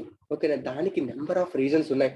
ఓకేనా, అలా ఓషియన్ లో వాటర్ లెవెల్ మారడానికి, ఓకేనా, ఓషియన్ లో వేవ్స్ రావడానికి వీటన్నింటికి కొన్ని రీజన్స్ ఉన్నాయి. ఓకే, అంతకంటే ముందు ఓషియన్ లో వాటరు ఎలా మూవ్ అవుతుంది, ఎన్ని రకాలుగా మూవ్ అవుతుందంటే 3 రకాలుగా మూవ్ అవుతుందండి. ఓకే, ఓషియన్ వాటరు అలా ఎయిర్ ఎలా అయితే విండ్స్ రూపంలో మూవ్ అవుతుందో, ఓకేనా, అలాగే ఓషియన్ వాటర్ కూడా 3 రకాలుగా మూవ్ అవుతుంది. ఒకటి వేవ్స్ రూపంలో మూవ్ అవుతుంది, 2 టైడ్స్ రూపంలో మూవ్ అవుతుంది, 3వది ఓషియానిక్ కరెంట్స్ రూపంలో కూడా మూవ్ అవుతుంది. ఓషియన్ కరెంట్స్ రూపంలో కూడా మూవ్ అవుతుంది. ఓకే, వీటి గురించి మనం డీటెయిల్డ్ గా చెప్పుకుందాం. డీటెయిల్డ్ గా ప్రతి దాని గురించి, వేవ్స్ గురించి, టైడ్స్ గురించి, ఓషియన్ కరెంట్స్ గురించి డీటెయిల్ గా మనం డిస్కస్ చేద్దాం. ఫస్ట్ వేవ్స్ ఏంటండి, వేవ్స్. ఓకే, వేవ్స్ అంటే మనకి తరంగాలండి. ఏంటండి, తరంగాలు. వీటిని అలలు అని చెప్పి అనొద్దండి. ఓకే, అలా అంటే మనకి టైడ్స్ వచ్చిందండి. ఓకే, టైడ్స్ అంటే అలలు వస్తాయి, తరంగాలు అంటేనే వేవ్స్ అవుతాయి. ఓకేనా, అయితే ఈ వేవ్స్ అసలు ఎలా ఏర్పడుతున్నాయి, ఎందుకు ఏర్పడుతున్నాయి, సముద్రాల్లో మాత్రం ఎందుకు ఏర్పడుతున్నాయి, నదుల్లోనూ వాటిల్లో మనకి వేవ్స్ అనేవి ఎందుకు ఏర్పడట్లేదు, ఓకేనా, ఎందుకు ఏర్పడట్లేదు అని చెప్తాను చూడండి. ఓకే, దీని గురించి ఒకే మామూలుగా చెప్తున్నారు. ఏమని చెప్తున్నాడు, ఒక సముద్రంలో పొరపాటున మీరు మామూలుగా బీచ్ ఒడ్డున ఏదో గేమ్ ఆడుతున్నారు, బాల్తో ఒక గేమ్ ఆడుతుంటే అనుకోకుండా ఆ బాల్ వెళ్ళి సముద్రంలో పడిపోయింది. అయితే మీరు అదరాబదరాగా సముద్రంలోకి వెళ్ళి ఆ బాల్ తెచ్చుకోవాల్సిన అవసరం లేదు. ఎందుకంటే కొంత సమయానికి ఏదో ఒక వేవ్ వస్తుంది, ఆ వేవ్ తో పాటు ఆ బాల్ ముందుకు కొట్టుకుంటూ వచ్చేస్తుంది. ఓకేనా, అయితే అసలు ఇలా వేవ్స్ అనేవి ఎందుకు వస్తున్నాయి, సముద్రంలో వేవ్స్ అనేవి ఎందుకు వస్తున్నాయి, ఎప్పుడైనా మీకు డౌట్ వచ్చిందా? ఒకవేళ డౌట్ వస్తే ఇప్పుడే పాజ్ చేసుకుని ఒకసారి ఆలోచించండి, అసలు వేవ్స్ అనేవి సముద్రంలో ఎందుకు వస్తున్నాయి, అసలు అలా వాటర్ ముందుకు రావడం మళ్ళీ వెనక్కి వెళ్ళడం ఎందుకు జరుగుతుంది. ఓకేనా, అలా వాటర్ ముందుకు వచ్చి వెనక్కి వెళ్ళడాన్ని మనం ఏమంటామండి, వేవ్స్ అని పిలుస్తాం. ఏమని పిలుస్తామండి, వేవ్స్ అని పిలుస్తాము. అయితే ఈ వేవ్స్ ఫామ్ అవడానికి కారణం ఏంటంటే చాలా సింపుల్ రీజన్ అండి, ఏమీ లేదు. ఏంటి అంటే విండ్స్, గాలేనండి. ఓకేనా, గాలే మనకి వేవ్స్ ఏర్పడడానికి కారణం. ఓకే, మీరు సముద్రం లోపలికి వెళ్తే ఎక్కడైనా అబ్జర్వ్ చేసి, సినిమాలో కానీ ఎక్కడైనా అబ్జర్వ్ చేస్తే సముద్రం మధ్యలో వేవ్స్ ఉండవు. ఓకేనా, కాకపోతే సముద్రం మీద వాటర్ అలా ఇలా కదులుతూ ఉంటది కానీ వేవ్స్ అయితే కనిపించవు. ఓకేనా, అయితే ఇలా గాలి ఎక్కడి నుంచో దూరం నుంచి గాలి వీస్తూ ఉంటది, గ్లోబల్ విండ్స్ కానీ లేదా లోకల్ విండ్స్ కానీ అలా వీస్తూ ఉంటాయండి. ఇలా వీచేటప్పుడు ఇవి ఏం చేస్తాయి, అవి వాటర్ మీద కొంత ప్రెషర్ ని పెడతాయి. ఈ ప్రెషర్ పెట్టడం వల్ల ఆ విండ్ తో పాటు వాటర్ కూడా దాని డైరెక్షన్ లో మూవ్ అవ్వడం ప్రారంభిస్తుంది. ఆ విధంగా సముద్ర తీరంకి వచ్చేటప్పటికి ఆ చిన్న చిన్న వేవ్సే లోతు తగ్గిపోవడం వల్ల అవే ఒక పెద్ద వేవ్స్ గా మారి ల్యాండ్ మీదకి ఎంటర్ అవుతాయండి. ల్యాండ్ మీదకి ఎంటర్ అవుతాయి. అయితే ఇవి మీరు కరెక్ట్ గా అబ్జర్వ్ చేస్తే మొన్నే తుఫాన్స్ వచ్చేటప్పుడు అంటే సైక్లోన్స్ వచ్చేటప్పుడు నార్మల్ కంటే విండ్ స్పీడ్ చాలా ఎక్కువ ఉంటుందండి. కొన్నిసార్లు 150 km/h 200 km/h స్పీడ్ తో కూడా గాలులు వీస్తూ ఉంటాయి. ఓకేనా? అలాంటప్పుడు ఏమవుద్ది, ఆ గాలికి అంత ఎక్కువ గాలి రావడం వల్ల వేవ్స్ ఇంకా ఇంటెన్సిటీ ఇంకా ఎక్కువైపోద్ది అనమాట. నార్మల్ గా వచ్చే వేవ్స్, ఫర్ ఎగ్జాంపుల్ ఈ హైట్ లో వేవ్స్ వస్తున్నాయి అనుకోండి, ఆ టైంలో ఏమవుద్ది అంటే ఆ వేవ్స్ యొక్క హైట్ ఇంకా ఇంక్రీజ్ అయిపోయింది, ఇంకా ఇంక్రీజ్ అయిపోయి పెద్ద పెద్ద వేవ్స్ వస్తాయి. అందుకని చెప్పి సముద్ర ప్రాంతానికి దగ్గరలో ఉన్న వాళ్ళని దూరంగా పంపిస్తారు. ఒకరి సముద్రంలో వేటగాళ్ళు, ఎవరు వేటగాళ్ళు అంటే చేపలు పట్టే వాళ్ళు, జాలర్లు సముద్రంలోకి వెళ్ళొద్దని కూడా గవర్నమెంట్ కొన్ని హెచ్చరికలు జారీ చేస్తుంది. అదే విధంగా ఒక సునామీ వచ్చినప్పుడు కానీ, ఓకేనా, సునామీ వచ్చినప్పుడు కూడా ఈ వేవ్స్ అనేవి నార్మల్ కంటే చాలా ఎక్కువ హైట్ లో వస్తాయి. నార్మల్ కంటే చాలా ఎక్కువ హైట్ లో వస్తాయి. ఓకే, దానికి కారణం ఏంటి అంటే చూడండి ఒకసారి. An earthquake or a volcanic eruption or a underwater landslide can shift large amounts of ocean water. As a result, a huge tidal wave called tsunami that may be high as 15 meters is formed. ఓకేనా, ఒక earthquake, సముద్రం కింద earthquake వచ్చినప్పుడు కానీ, లేదా సముద్రం కింద ఒక వల్కానిక్ ఎరప్షన్ జరిగినప్పుడు కానీ, లేదా సముద్రం కిందే ఒక major land slide, under water land slide జరిగినప్పుడు కానీ లార్జ్ అమౌంట్స్ ఆఫ్ వాషియన్ వాటర్ అనేది డిస్ప్లేస్ అవుతుందండి. అంటే ఒక దగ్గర నుంచి ఒక దగ్గరికి ఒక large amount of water body అనేది ఒక దగ్గర నుంచి ఇంకో దగ్గరికి డిస్ప్లేస్ అవుతుందండి. ఇలా డిస్ప్లేస్ అయ్యేటప్పుడు సముద్రంలో వచ్చే వేవ్స్ నార్మల్ హైట్ కంటే చాలా ఎక్కువ హైట్ లో వస్తాయి. కొన్నిసార్లు 15 మీటర్ల హైట్ వరకు కూడా ఇవి రీచ్ అవుతాయి. అలాంటి వేవ్స్ ఏవైతే ఉన్నాయో ఆ వేవ్ నే మనము సునామీ అని పిలుస్తామని గుర్తుపెట్టుకోండి. సునామీ అంటే అదేదో వేరే ఈవెంట్ కాదండి. సునామీ అంటే ఇది కూడా ఒక వేవే. Tsunami is also a wave, but మిగతా వేవ్స్ తో కంపేర్ చేసినప్పుడు దీని యొక్క హైట్ అనేది చాలా ఎక్కువగా ఉంటది. దాని యొక్క ఫోర్స్ కానీ, దాని యొక్క స్పీడ్ కానీ నార్మల్ కంటే చాలా ఎక్కువగా ఉంటది. ఇక్కడ ఇచ్చే చూడండి, these waves travel at a speed of more than 700 kilometres per hour. గంటకి 700 కిలోమీటర్ల కంటే ఎక్కువ స్పీడ్ తో కూడా ఇవి మూవ్ అవ్వగలవు. అలాంటి ఒక సునామీ మనకి 2004 మనకి తెలిసిన తర్వాత, అంటే మీకు మీ తల్లిదండ్రులకి ఊహ తెలిసిన తర్వాత ఇండియాలో ఉన్న వాళ్ళకి తెలిసిన ఒక సునామీ ఎప్పుడు వచ్చిందంటే 2004 డిసెంబర్ 26 తారీఖున వచ్చిందండి. అది అందరికి ఇండియాకి, శ్రీలంక, ఇండోనేషియా, అండమాన్ ఐలాండ్స్ వీళ్ళందరికీ కూడా ఖచ్చితంగా చెరగని ముద్ర వేసింది అనమాట.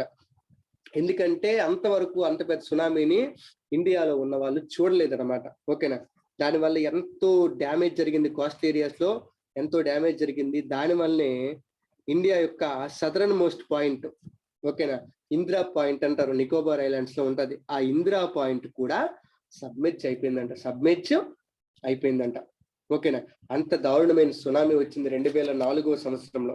ఓకేనా, ఇక్కడ సునామీ గురించి ఒక ఇంట్రెస్టింగ్ పాయింట్ ఇచ్చాడు, ఇది కూడా మీరు బుక్ లో నోట్ చేసి పెట్టుకోండి. Okay, tsunami is a Japanese word. ఇది ఒక జపనీస్ వర్డ్, ఇది మనకి అందరికీ తెలుసు. ఓకే, అయితే దీని మీనింగ్ ఏంటి అంటే హార్బర్ వేవ్. హార్బర్ అంటే పోర్ట్ ఉంటాయి కదా, పోర్ట్ లో హార్బర్ ఉంటది. ఓకేనా, ఆ హార్బర్ లో వచ్చే వేవ్స్ ని మనము సునామీ అని పిలుస్తాం అనమాట. ఎందుకంటే దీనివల్ల ఎక్కువ సునామీ రాగానే ఫస్ట్ డిస్ట్రాయ్ అయ్యేది హార్బర్ లో ఉండే షిప్సే ఎక్కువ డిస్ట్రాయ్ అవుతాయి. ఓకేనా, అందుకని చెప్పి దీనికి ఆ జపాన్ నేమ్ సునామీ అనే పేరుని పెట్టారండి. సునామీ అనే పేరుని పెట్టారు. ఓకే, అయితే సునామీ గురించి మనకు ఒక కేస్ స్టడీ కూడా ఇక్కడ ఇవ్వడం జరిగిందండి. కేస్ స్టడీ కూడా ఇవ్వడం జరిగింది 2004 సునామీ గురించి. అది మనము ఈ టాపిక్ లాస్ట్ లో డిస్కస్ చేద్దాము. అయితే అంతకు ముందు ఓకేనా, ఓషన్ వాటర్ సర్క్యులేషన్ లో ఫస్ట్ ది వేవ్స్ గురించి చదివాం. వేవ్స్ ఎలా వస్తాయి అంటే ఎయిర్ వల్లనే, విండ్ వల్లనే వస్తాయి. ఓకేనా, వేవ్స్ ఏమి వేరే ఎక్కడి నుంచో వచ్చేవి కాదు, విండ్. ఓకేనా, గాలి వీయడం వల్లే వేవ్స్ అనేవి వస్తాయి. ఓకేనా, తర్వాత వేవ్స్ తర్వాత సెకండ్ది ఏంటి అంటే టైడ్స్ అండి. ఏంటండి? టైడ్స్.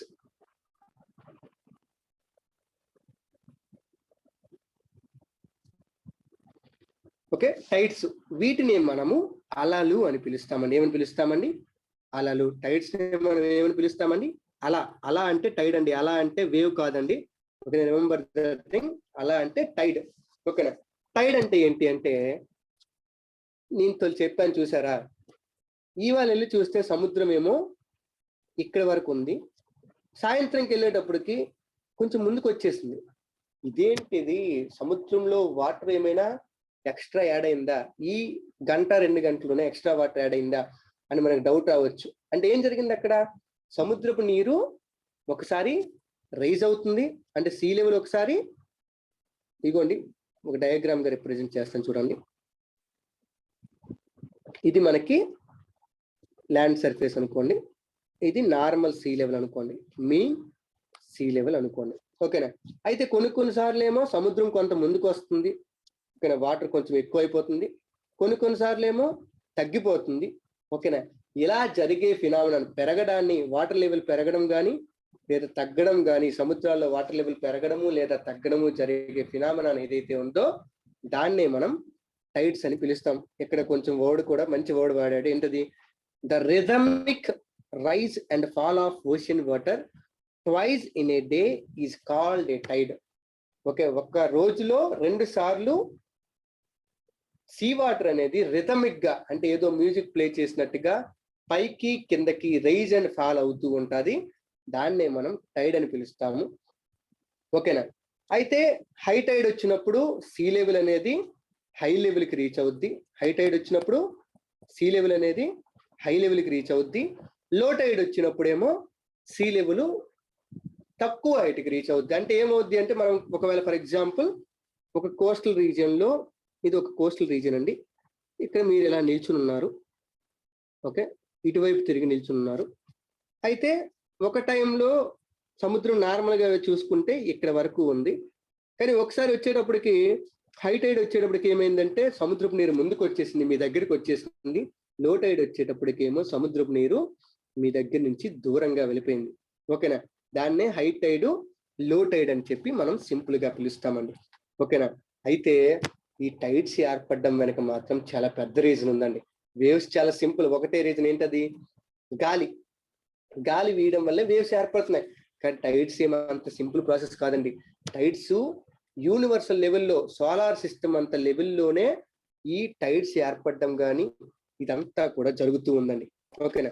అయితే టైడ్స్ ఎలా ఏర్పడతాయి, టైడ్స్ ఏర్పడడానికి కారణం ఏంటి, సింపుల్ గా ఎవరైనా అడిగారు టైడ్స్ ఎందుకు ఏర్పడుతున్నాయండి, మీకు ఒక క్వశ్చన్ అడిగారు, అడిగితే రీజన్ ఏంటండి చెప్పాలి అంటే గ్రావిటేషనల్ ఫోర్స్ అండి. ఓకేనా. టైడ్స్ ఏర్పడడానికి కారణం ఏంటండి, గ్రావిటేషనల్ ఫోర్స్. అయితే ఎవరి గ్రావిటేషనల్ ఫోర్స్, ఎర్త్ యొక్క గ్రావిటేషనల్ ఫోర్సా, కాదు. ఎవరి గ్రావిటేషనల్ ఫోర్సు, ఎర్త్ చుట్టూ కూడా 2 ఇంపార్టెంట్ సెలెస్టియల్ బాడీస్ ఉన్నాయి. ఒకటి ఎర్త్ సూర్యుని చుట్టూ తిరుగుతుంది, అది ఒక సెలెస్టియల్ బాడీ. ఎర్త్ చుట్టూ మూన్ తిరుగుతుంది, అది ఒక సెలెస్టియల్ బాడీ. ఈ రెండింటికి కూడా కొంత అట్రాక్షన్ ఫోర్స్ ఉంటుంది, గ్రావిటేషనల్ ఫోర్స్ ఉంటుంది కంపల్సరీగా. ఓకేనా. ఆ ఫోర్సు భూమి మీద ఉన్న సాయిల్ ని, భూమి మీద ఉన్న ల్యాండ్ ని, భూమి మీద ఉన్న మనుషుల్ని లాక్కోలేకపోవచ్చు, అంటే వాటికి అంత ఫోర్స్ లేకపోవచ్చు, కానీ అది ఈజీగా మూవ్ అయ్యే ఫ్లెక్సిబుల్ బాడీ ఏదైతే ఉందో, వాటర్ ఏదైతే ఉందో దాని మీద ఆ గ్రావిటేషనల్ ఫోర్స్ యొక్క ఎఫెక్ట్ ని అవి చూపిస్తాయండి. ఓకేనా. దాని మీద, దేని మీద అండి, వాటర్ మీద చూపిస్తాయి. ఓకేనా. అంటే ఈ సూర్యుడు మరియు చంద్రుడు కలుగు చేసే గ్రావిటేషనల్ ఫోర్సెస్ వల్లనే మనకి టైడ్స్ అనేవి ఏర్పడతాయి. ఓకే. ఇక్కడ మీకు 2 టైడ్స్, స్ప్రింగ్ టైడ్, టైడ్స్ అనేవి 2 రకాలు. ఓకే, స్ప్రింగ్ టైడ్ ఒకటి, నీప్ టైడ్ ఒకటి అండి. అయితే ఇవి ఎలా ఏర్పడతాయి అనడానికి మీకు ఇక్కడ డయాగ్రామాటిక్ గా చాలా బాగా రిప్రజెంటేషన్ ఇచ్చాడు, చూడండి ఒకసారి చెప్తాను. ఓకే, రిమెంబర్ వన్ థింగ్, మనం టైడ్స్ ఎన్ని రకాలు అన్నామండి, హై టైడ్ అండ్ లో టైడ్ అని పిలిచాం కదా. ఆ హై టైడ్ లోనే మనకి మళ్ళీ 2 రకాలు ఉన్నాయి. ఒకటి స్ప్రింగ్ టైడ్, రెండోది నీప్ టైడ్. అంటే ఆ హై టైడ్ లోనే ఎక్కువ హైట్ ఉందనుకో, మరీ ఎక్కువ హైట్ ఉందనుకోండి దాన్ని స్ప్రింగ్ టైడ్ అంటాము. హై టైడ్ యొక్క హైట్ చాలా తక్కువగా ఉందనుకోండి దాన్ని నీప్ టైడ్ అంటాం. ఓకేనా. అంతేగాని నీప్ టైడ్ అంటే లో టైడ్ అని చెప్పి అనుకోకండి, 2 కూడా హై టైడ్స్ ఏనండి. ఓకే, ఇవి ఏర్పడడానికి కారణం చూడండి. ఫస్ట్ స్ప్రింగ్ టైడ్ చూడండి. స్ప్రింగ్ టైడ్కి వచ్చేటప్పటికి భూమి, సూర్యుడు, చంద్రుడు, ఓకేనా, ఈ 3. ఓకేనా, ఈ 3 మనకి ఒకే లైన్ మీదకి వచ్చే రోజులు ఏంటి, 2 రోజులు. ఒకటి full moon day, 2 no moon day. 2 రోజులు మాత్రమే మనకి సూర్యుడు, భూమి, చంద్రుడు, ఓకేనా, ఆ 3 కూడా ఒకే లైన్ మీదకి వస్తాయి, ఒకే లైన్ మీదకి వస్తాయి. ఓకేనా. అయితే ఇలా మూడు కూడా ఒకే లైన్ మీదకి వచ్చేటప్పుడు ఈ మూడింట్లో ఈ రెండింటి యొక్క ఫోర్సు ఎక్కువ ఎక్కడ పడుద్ది అంటే ఈక్వేటర్ మీద ఎక్కువగా పడుద్దండి. ఈక్వేటర్ మీద ఎక్కువగా పడుద్ది. అందువల్ల ఏమవుద్ది, ఈక్వేటర్కి దగ్గరలో ఉన్న వాటర్ని ఇవి తమ వైపు లాక్కుంటాయి. ఓకే, ఇక్కడ ఈ సిచ్యువేషన్ చూసుకున్నా రెండు సిచ్యువేషన్లో కూడా అవి ఈక్వేటర్ దగ్గర ఉండే వాటర్ని తమ వైపు లాక్కుంటాయి. ఈక్వేటర్ దగ్గర వాటర్ లెవెల్ ఏమవుద్ది, అప్పుడు ఈక్వేటర్ దగ్గర ఉన్న వాటర్ని అవి తమ వైపు లాక్కున్నాయి కాబట్టి ఆటోమేటిక్ గా ఈక్వేటర్ దగ్గర ఉన్న ప్రాంతాల్లో సీ లెవెల్ అనేది ఇంక్రీజ్ అవుతుంది ఆ టైంలో, ఎప్పుడు ఇలా వచ్చే టైంలో. ఓకేనా? అట్ ద సేమ్ టైం ఇక్కడ సీ లెవెల్ ఇంక్రీజ్ అయిందంటే ఇంకోటి ఏంటండి, ఖచ్చితంగా వేరే దగ్గర ఫాల్ అవ్వాలి కదా, ఖచ్చితంగా తగ్గాలి. ఓకేనా? ఆ తగ్గే ప్రాంతం ఏంటండి అంటే పోలార్ రీజియన్ లో సీ లెవెల్ ఏమో తగ్గిపోతుందండి. ఓకేనా? అంటే ఇక్కడ హై టైడ్ వచ్చింది ఈక్వేటర్ దగ్గర, పోలార్ రీజియన్ లో లో టైడ్ వచ్చిందండి. పోలార్ రీజియన్ లో లో టైడ్ వచ్చింది. ఓకేనా? అయితే ఇక్కడ మీరు నోట్ చేసుకోవాల్సిన పాయింట్ ఏంటంటే ఈ సిచ్యువేషన్ లో ఎక్కువ ఫోర్స్ ఈక్వేటర్ మీద పడుతుంది కాబట్టి మొత్తం ఈక్వేటర్ దగ్గరే టైడ్, హై టైడ్ అంతా ఒకే దగ్గర వస్తుంది కాబట్టి ఇక్కడ టైడ్ యొక్క హైట్ చాలా ఎక్కువగా ఉంటుంది. అందుకే దాన్ని స్ప్రింగ్ టైడ్ అని పిలుస్తామండి. ఏమని పిలుస్తామండి? స్ప్రింగ్ టైడ్ అని చెప్పి పిలుస్తాం. ఓకే, ఎందుకంటే ఈక్వేటర్ మీదే ఫోర్స్ అంతా, రెండింటి యొక్క ఫోర్స్ ఈక్వేటర్ మీద పడుతుంది కాబట్టి అక్కడ టైడ్ యొక్క హైట్ చాలా ఎక్కువ ఉంటుంది. దాన్ని మనం స్ప్రింగ్ టైడ్ అని పిలుస్తాము. దీనికి ఆపోజిట్ గా ఒక 2 రోజులు భూమి, సూర్యుడు, చంద్రుడు కరెక్ట్ గా పెర్పెండిక్యులర్ గా ఉంటాయండి. పెర్పెండిక్యులర్ గా ఉంటాయంటే ఏదో లంబకోణం లాగా ఉంటాయి అనమాట. దీన్నే క్వాడ్రేచర్ అంటారు. కావాలంటే పేరు నోట్ చేసుకోండి, మనం ఫర్దర్ క్లాసెస్ లో చదువుతాము. క్వాడ్రేచర్ అని పిలుస్తాము ఈ సిచ్యువేషన్ ని. ఇలా ఈక్వల్ గా 3 ఒకే లైన్ మీద ఉంటే దాన్ని ఏమని పిలుస్తామంటే సిగ్జీ అని పిలుస్తామండి. స్విగ్గీ కాదు, సిగ్జీ అని చెప్పి పిలుస్తాము. ఓకేనా? సిగ్జీ ఉన్న టైంలో మనకి స్ప్రింగ్ టైడ్ ఏర్పడుతుంది. క్వాడ్రేచర్ ఉండే టైంలో నీప్ టైడ్ ఏర్పడుతుంది. ఓకేనా? అయితే నీప్ టైడ్ వచ్చేటప్పటికి ఏమవుద్ది అంటే ఇది 2 ఫోర్స్లు ఒకే డైరెక్షన్ లో యాక్ట్ చేయట్లేదు, అంటే 2 ఈక్వేటర్ మీదనే యాక్ట్ చేయట్లేదు. ఒకటేమో ఈక్వేటర్ మీద యాక్ట్ చేస్తుంది, ఒకటేమో పోలార్ రీజియన్ మీద యాక్ట్ చేస్తుంది. ఓకేనా? అందువల్ల ఏమవుతుంది అంటే పోలార్ రీజియన్ కాదు, వేరే డైరెక్షన్ లో, ఓకేనా, దీనికి ఆపోజిట్ డైరెక్షన్ లో యాక్ట్ చేస్తుంది. ఓకేనా? అందువల్ల ఏమవుతుంది అంటే ఒకే దగ్గర ఈక్వల్ టైడ్స్ అనేవి రావు. అంటే ఒకే దగ్గర టైడ్స్ యొక్క హైట్ బాగా ఇంక్రీజ్ అయిపోవడం అనేది జరగదు అనమాట. బాగా ఇంక్రీజ్ అయిపోవడము జరగదు. ఓకేనా? అక్కడ కొంచెం పెరుగుద్ది, ఇక్కడ కూడా కొంచెం హైట్ పెరుగుద్ది. ఓకేనా? అందుకనే మనకి టైడ్ యొక్క హైట్ మరీ ఎక్కువగా ఉండకుండా తక్కువ హైట్ లోనే ఉంటది. ఇది హై టైడే. ఓకేనా? ఇది మనకి మీన్ సీ లెవెల్ అనుకుంటే, ఇది మీన్ సీ లెవెల్ అనుకుంటే,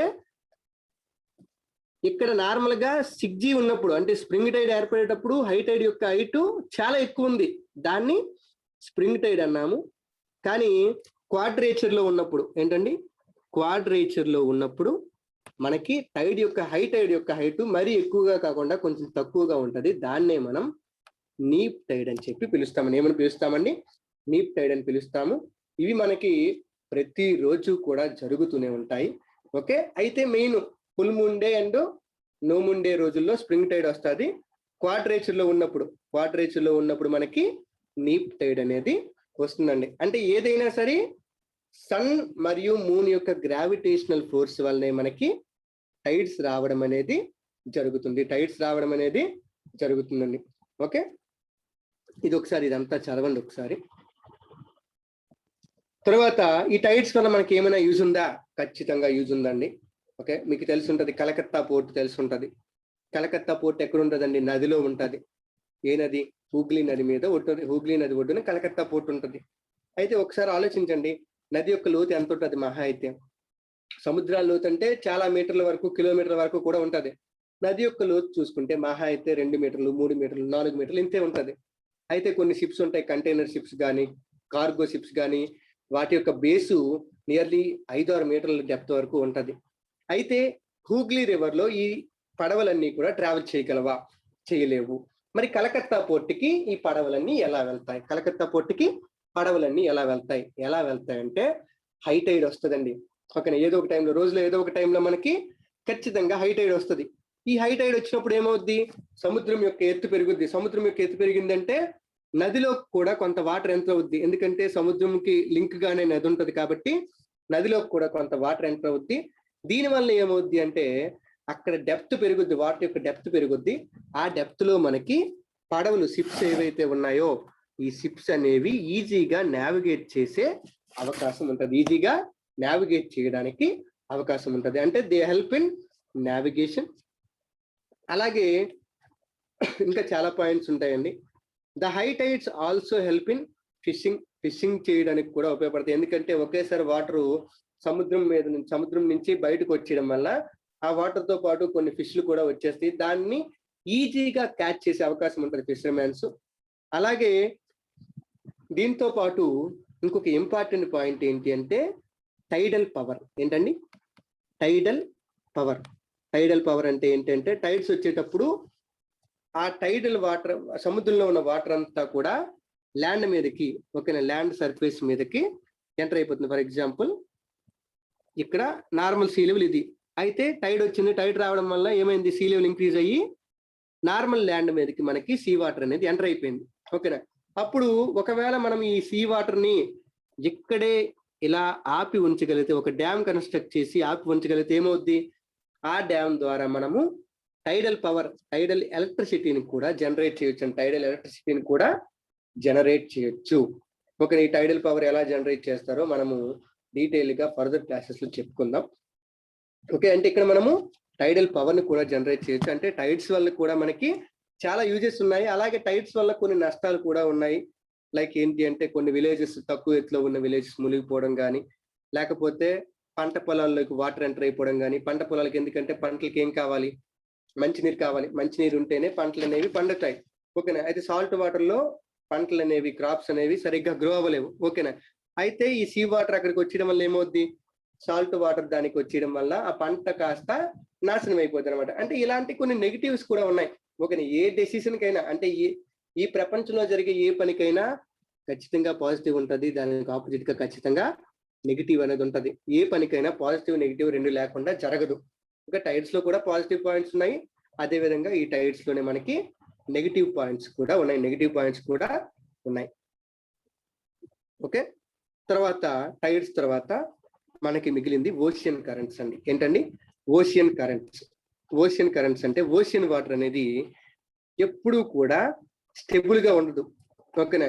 ఈ భూమి మీద రివర్లో ఎలా అయితే వాటర్ అనేది ఒక దగ్గరికి నుంచి ఒక దగ్గరికి జర్నీ చేస్తుందో, అదే విధంగా ఓషియన్ వాటర్ కూడా ఓషియన్ లోని ఎనర్జీ డిఫరెన్స్ వల్ల, ఎనర్జీ అంటే ఒక దగ్గర టెంపరేచర్ ఎక్కువగా ఉంటుంది, ఇక్కడ టెంపరేచర్ తక్కువగా ఉంటుంది, ఓకేనా. ఇలా ఈ ఎనర్జీ డిఫరెన్సెస్ ని బ్యాలెన్స్ చేయడానికి ఓషియన్ వాటర్ ఒక ప్రాంతం నుంచి ఇంకో ప్రాంతానికి కంటిన్యూస్ గా ఓషియన్ కరెంట్స్ రూపంలో లేకపోతే స్ట్రీమ్స్ రూపంలో ఫ్లో అవుతూనే ఉంటుందండి. డిఫరెంట్ డైరెక్షన్ లో ఫ్లో అవుతూ ఉంటుంది, ఓకేనా. అయితే అలా ఫ్లో అయ్యే వాటర్ మేబీ కోల్డ్ వాటర్ అవ్వచ్చు, లేదా వార్మ్ వాటర్ కూడా అవ్వచ్చు, ఓకే. కోల్డ్ వాటర్ అంటే ఫర్ ఎగ్జాంపుల్ పోలార్ రీజన్ ఉంది, ఇప్పుడు నార్త్ పోల్ ఉంది, నార్త్ పోల్ నుంచి వాటర్ మూవ్ అవుతుంది అంటే అది ఖచ్చితంగా ఎలా ఉంటుంది, అది కంపల్సరీగా కోల్డ్ వాటర్ అయి ఉంటుంది. లేకపోతే ఈక్వేటర్ ఉంది, ఈక్వేటర్ దగ్గర నుంచి ఒక వాటర్ వేరే దగ్గరికి ఫ్లో అవుతుంది, అది ఖచ్చితంగా ఎలా ఉంటుంది, వార్మ్ కరెంట్ అయి ఉంటుంది, ఓకేనా. అంటే ఓషియన్ లో వాటర్ మూవ్ అవ్వడాన్ని మనం ఓషియన్ కరెంట్ అని పిలుస్తాము. అయితే ఈ ఓషియన్ కరెంట్ లో హాట్ వాటర్ ఉంటే దాన్ని వార్మ్ కరెంట్ అని పిలుస్తాము. అదే ఓషియన్ వాటర్ లో కోల్డ్ వాటర్ ఉంటే దాన్ని కోల్డ్ కరెంట్ అని పిలుస్తామండి. ఎక్కువగా కోల్డ్ కరెంట్స్ అన్ని కూడా మనకి ఎక్కడి నుంచి ఆరిజినేట్ అవుతాయంటే పోలార్ రీజియన్స్ నుంచి ఆరిజినేట్ అవుతాయి.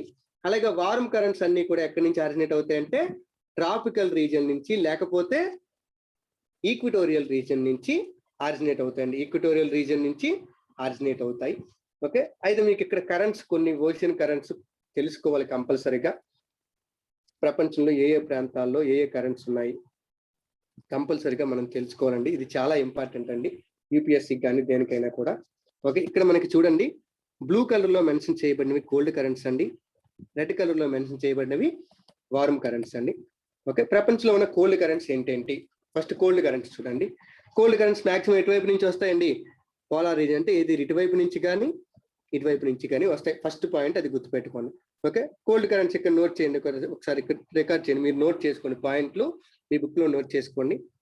ఇక్కడ కాలిఫోర్నియా కరెంట్, నార్త్ అమెరికాకి వెస్ట్ డైరెక్షన్ లో. లాబ్రడార్ కరెంట్, హంబోల్ట్ కరెంట్ దీన్నే పెరు కరెంట్ అని పిలుస్తారండి. ఏమని పిలుస్తారండి? పెరు కరెంట్ అని పిలుస్తారు. అయితే ఇది ఖచ్చితంగా మీరు నోట్ చేసి స్టార్ మార్క్ పెట్టుకోండి. ఎందుకంటే ఈ పెరు కరెంటు ఇండియన్ క్లైమేట్ ని ఎఫెక్ట్ చేస్తుందండి. ఇండియన్ క్లైమేట్ ని ఈ పెరు కరెంట్ ఎఫెక్ట్ చేస్తుంది. ఎలా ఎఫెక్ట్ చేస్తుందో మనం క్లైమేట్ అనే లెసన్ లో తెలుసుకుంటాం. ఓకే, పెరు కరెంట్ ఒకటి నోట్ చేసి పెట్టుకోండి. అలాగే ఫాక్లాండ్ కరెంట్, ఇక్కడ ఫాక్లాండ్ అనే ఒక ఐలాండ్ ఉంటుంది. ఐలాండ్ పేరు మీదుగా ఫాక్లాండ్ కరెంట్ అని పేరు పెట్టారు. Benguela current, Canaries current Sahara desert form అవ్వడానికి కారణం కెనరీస్ కరెంట్ అండి. ఇదే కాదు, సహరా డెజర్టే కాదు, ఏ డిజర్ట్ అయినా మ్యాక్సిమం ప్రపంచంలో ఉన్న డిజర్ట్స్ అన్ని ఫామ్ అవడానికి మేజర్ రీజన్ ఏంటి అంటే కోల్డ్ కరెంట్స్ అండి. హంబోల్ట్ కరెంట్ దగ్గర అటకామా డిజర్ట్ ఏర్పడింది. కాలిఫోర్నియా కరెంట్ దగ్గర కాలిఫోర్నియా డిజర్ట్ ఏర్పడింది. కాలిఫోర్నియా అరిజోనా డిజర్ట్, దాన్ని మొహావే డిజర్ట్ అని కూడా పిలుస్తారు. ఓకే, అలాగే వెస్ట్ ఆస్ట్రేలియన్ కరెంట్, ఇది కూడా కోల్డ్ కరెంట్. దీనివల్లనే Victoria desert, great Australian desert ఏర్పడింది. అలాగే ఒయాషియో కరెంట్ జపాన్ దగ్గర ఉంటుంది. అలాగే the major cold current is మొత్తం వెస్ట్ విండ్ డ్రిఫ్ట్ అంటే వెస్ట్ వైపు నుంచి వచ్చే విండ్స్ తో పాటు ఇది మొత్తం ఆ చివరి నుంచి ఈ చివరికి ప్రతి లాంగిట్యూడ్ ని టచ్ చేస్తూ వస్తుందండి. అలాగే ఇది పోలార్ రీజియన్ చుట్టూ తిరుగుద్ది. అందుకే దీన్ని సర్కం పోలార్ కరెంట్ అని కూడా పిలుస్తారు. సర్కం పోలార్ కరెంట్ అంటే పోలార్ రీజియన్ చుట్టూ తిరుగుతుంది కాబట్టి దాన్ని సర్కం పోలార్ కరెంట్ అని చెప్పి పిలుస్తారండి. ఇవి మనకి ప్రపంచంలో ఉన్న మేజర్ కోల్డ్ కరెంట్స్. అలా కాకుండా వామ్ కరెంట్స్ రెడ్ కలర్ లో మెన్షన్ చేయబడ్డాయి. ఇవన్నీ ఎటువైపు నుంచి ఉంటాయి? ఖచ్చితంగా ఈక్వేటర్ నుంచి పోలార్ రీజియన్ కి ఇవి మూవ్మెంట్ ఉంటాయండి మ్యాక్సిమం కేసెస్ లో. ఓకే, చూడండి ఒకసారి. Alaska current, north equatorial counter current, south equatorial counter current, equatorial counter current. 3 కరెంట్లు ఈక్వేటర్ దగ్గరే 3 కౌంటర్ కరెంట్లు ఉన్నాయండి. ఒకటి ఈక్వటోరియల్ కౌంటర్ కరెంట్, ఎందుకంటే ఈక్వేటర్ కి కింద ఒక కరెంట్ ఉంటుందండి, కోల్డ్ కరెంట్ ఉంటుంది. దానికి ఆపోజిట్ గా ఈ కరెంట్ అనేది ఫ్లో అవుతూ ఉంటుంది. అందుకనే దీన్ని ఈక్వటోరియల్ కౌంటర్ కరెంట్ అంటారు. ఓకేనా, ఈక్వేటర్ కింద వైపు మనకి ఇంకొక కరెంట్ ఉంటుంది. ఓకేనా, అది కోల్డ్ కరెంట్, దానికి ఆపోజిట్ గా ఇది ఫ్లో అవుతుంది కాబట్టి దాన్ని మనము ఈక్వటోరియల్ కౌంటర్ కరెంట్ అన్నాం. అదేవిధంగా north equatorial counter current, south equatorial counter current, దాంతో పాటు Gulf stream, Brazilian current, Agulhas current,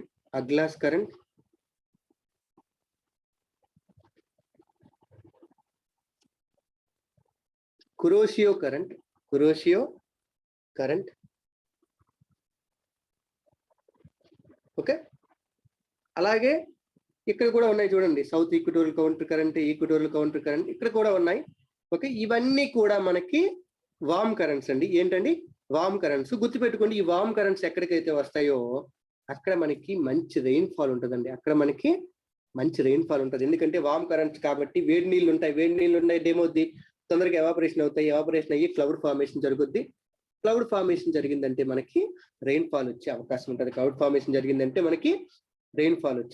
ఉంటుంది. ఓకేనా, ఇవి మనకి కరెంట్స్ లో ఇంపార్టెంట్ కరెంట్స్ అండి. ఈ పేర్లన్నీ కూడా మీకు తెలుసు. అయితే ఈ కరెంట్స్ లో మనం చెప్పుకోవాల్సిన ఇంకొక ఇంపార్టెంట్ పాయింట్ ఏంటి అంటే కరెంట్స్ కలిసే చోటు. Okay, same type of currents కాదు. ఒక కోల్డ్ కరెంటు, ఒక వామ్ కరెంటు కలిసి అనుకోండి. ఓకేనా, అలాంటి దగ్గరలో మనకి ప్రపంచంలోని ఇంపార్టెంట్ ఫిషింగ్ జోన్లు అన్ని కూడా ఉన్నాయండి. ఓకేనా, అలాంటి జోన్ కోల్డ్ కరెంటు, వామ్ కరెంటు కలిసే చోటు మనకి ఫిష్ పెరగడానికి అనుకూలంగా ఉంటుంది. ఓకే, ఫిష్ పెరగడానికి ఒక ఫుడ్ అవసరం అవుతుంది, ఆల్గేలు ఇవన్నీ అవసరం అవుతాయి. అలాంటి ఆల్గేలు పెరగడానికి ఈ క్లైమేట్ అనుకూలంగా ఉంటుంది. అందుకని అక్కడ చేపలు బాగా పెరుగుతాయండి. చేపలు బాగా పెరగడం వల్ల ఇలాంటి రీజియన్స్ లో మనకి ఫిషింగ్ అనేది ఎక్కువగా జరుగుద్ది. ఫిషింగ్ హార్బర్స్ ఎక్కువగా ఉంటాయి. ఓకే, నార్త్ అమెరికాలోను, అలాగే జపాన్ లోను ఒయాషియో, కురోషియో 2 కరెంట్లు, అలాగే అర్జెంటీనా, బ్రెజిల్ ఈ దేశాల్లో బ్రెజిలియన్ కరెంటు, ఫాక్లాండ్ కరెంటు కలుస్తున్నాయి. ఓకేనా? ఇలాంటి రీజియన్స్ లో మనకి ఫిషింగ్ జోన్స్, ప్రపంచంలో మేజర్ ఫిషింగ్ జోన్స్ అన్ని కూడా ఇక్కడే ఉన్నాయండి. ప్రపంచంలో మేజర్ ఫిషింగ్ జోన్స్ అన్ని కూడా ఇక్కడే ఉన్నాయండి. అంటే అది కూడా మనం ఇక్కడ నోట్ చేసుకోవచ్చు, ఇంపార్టెంట్ పాయింట్స్. ఓకేనా? కోల్డ్ కరెంటు, వార్మ్ కరెంటు కలిసే చోట మనకి ఇంపార్టెంట్ ఫిషింగ్ జోన్స్ ఏర్పడతాయి. అలాగే ఇంకొక లాస్ట్ పాయింట్ కూడా ఉందండి. ఇది లాస్ట్ పాయింట్ ఏంటి అంటే, ఈ కోల్డ్ కరెంటు, వార్మ్ కరెంటు కలిసే చోట ఫాగ్ ఎక్కువగా ఏర్పడుతుందండి. ఫాగ్ ఎక్కువగా ఏర్పడుతుంది. ఒక ఎవాపరేషన్ ఎక్కువగా జరిగి ఎవాపరేషన్ జరుగుద్ది. దాంతో పాటు కోల్డ్ కరెంట్ ఉంది కాబట్టి కూలింగ్ కూడా అక్కడే జరిగిపోతుంది. ఇంకా క్లౌడ్ ఫార్మేషన్ అయ్యేంత పని ఉండదు అనమాట. అక్కడే కూలింగ్ అయిపోయి గాలిలోనే ఈ వాటర్ వేపర్ అంతా కూడా ఫాగ్ లాగా తేలి ఆడుతూ ఉంటది. అందువల్ల ఇలాంటి దగ్గర అంటే మనకి ఫాగీ వెదర్ అనేది ఉంటది. ఫాగీ వెదర్ ఉంటది. ఓకే, ఫాగీ వెదర్ ఉండడం వల్ల ఏంటి అంటే నావిగేషన్ కి కష్టంగా ఉంటుంది. అంటే పడవలు ప్రయాణించే వాళ్ళకి సరిగ్గా కనిపించకపోవడం వల్ల నావిగేషన్ కి మనకి చాలా కష్టంగా ఉంటుంది. ఓకే, ఇది మనకి ఓషియన్స్ గురించి అండి. ఓషియన్స్ గురించి కాదు, భూమి మీద ఉన్న వాటర్ హైడ్రోస్పియర్ గురించి ఈ లెసన్ మనకి ఈ విషయాలన్నిటినీ కూడా చెప్పిందండి. ఓకే, హైడ్రోస్పియర్ గురించి మనకి ఈ లెసన్ వివరంగా చెప్పింది. ఓకేనా? వాటర్ ఎలా సర్క్యులేట్ అవుతుంది, వాటర్ ఎక్కడెక్కడ ఉంది, ఎందెందులో ఎంత వాటర్ ఉంది, ఓషియన్స్ లో ఎంత వాటర్ ఉంది, లేక్స్ లో ఎంత వాటర్ ఉంది, అవన్నీ పాయింట్స్ చెప్పాము. దాంతో పాటు సాలినిటీ అంటే ఏంటి చెప్పాము. అలాగే ఓషియానిక్ సర్క్యులేషన్ లో వేవ్స్ ఎలా ఏర్పడతాయి, టైడ్స్ ఎలా ఏర్పడతాయి. ఓకే, దాంతో పాటు ఓషియన్ కరెంట్స్ ఎలా ఏర్పడతాయి. ఓకే, ఓషియన్ కరెంట్స్ ఎందుకు ఏర్పడతాయి అండి? ఎనర్జీ బ్యాలెన్స్ కోసమే ఏర్పడతాయి.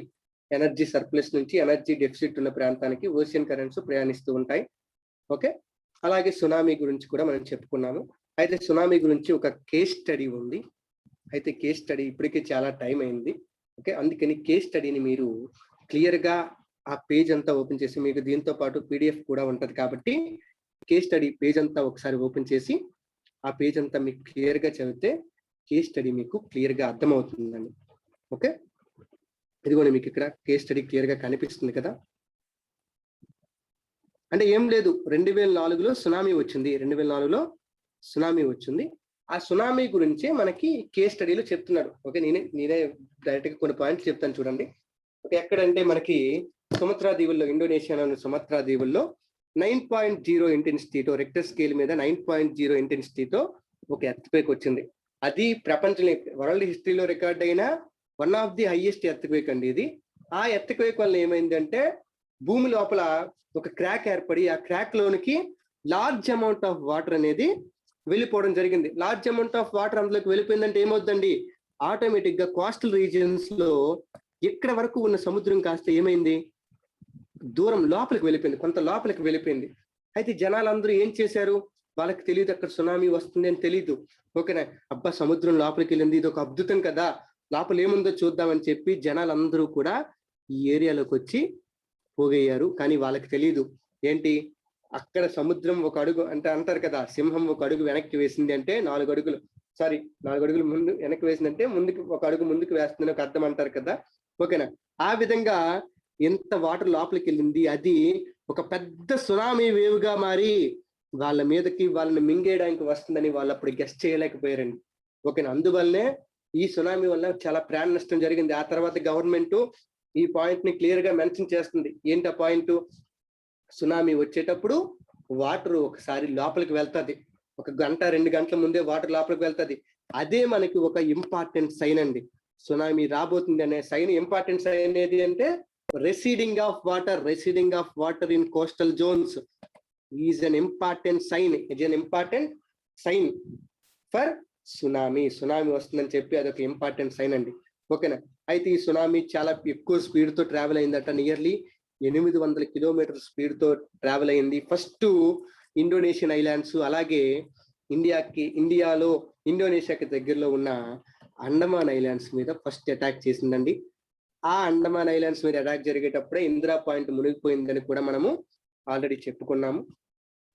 అలాగే ఇక్కడ మీరు ఇంకొక పాయింట్ కూడా నోట్ చేసుకుని ఏంటది, ఇండియన్ ప్లేటు బర్మా ప్లేట్ తో కొలైడ్ అవ్వడం వల్ల, బర్మా ప్లేట్ కిందకి ఇండియన్ ప్లేట్ అనేది ఇలా సింక్ అయిపోవడం వల్ల ఇక్కడ ఒక హ్యాలో ఏర్పడింది. ఈ హ్యాలోని కంప్లీట్ చేయడానికి సముద్రంలో వాటర్ అంతా కూడా ఇక్కడికి వచ్చేసింది. అందువల్ల సముద్రం లోపలికి వెళ్ళింది.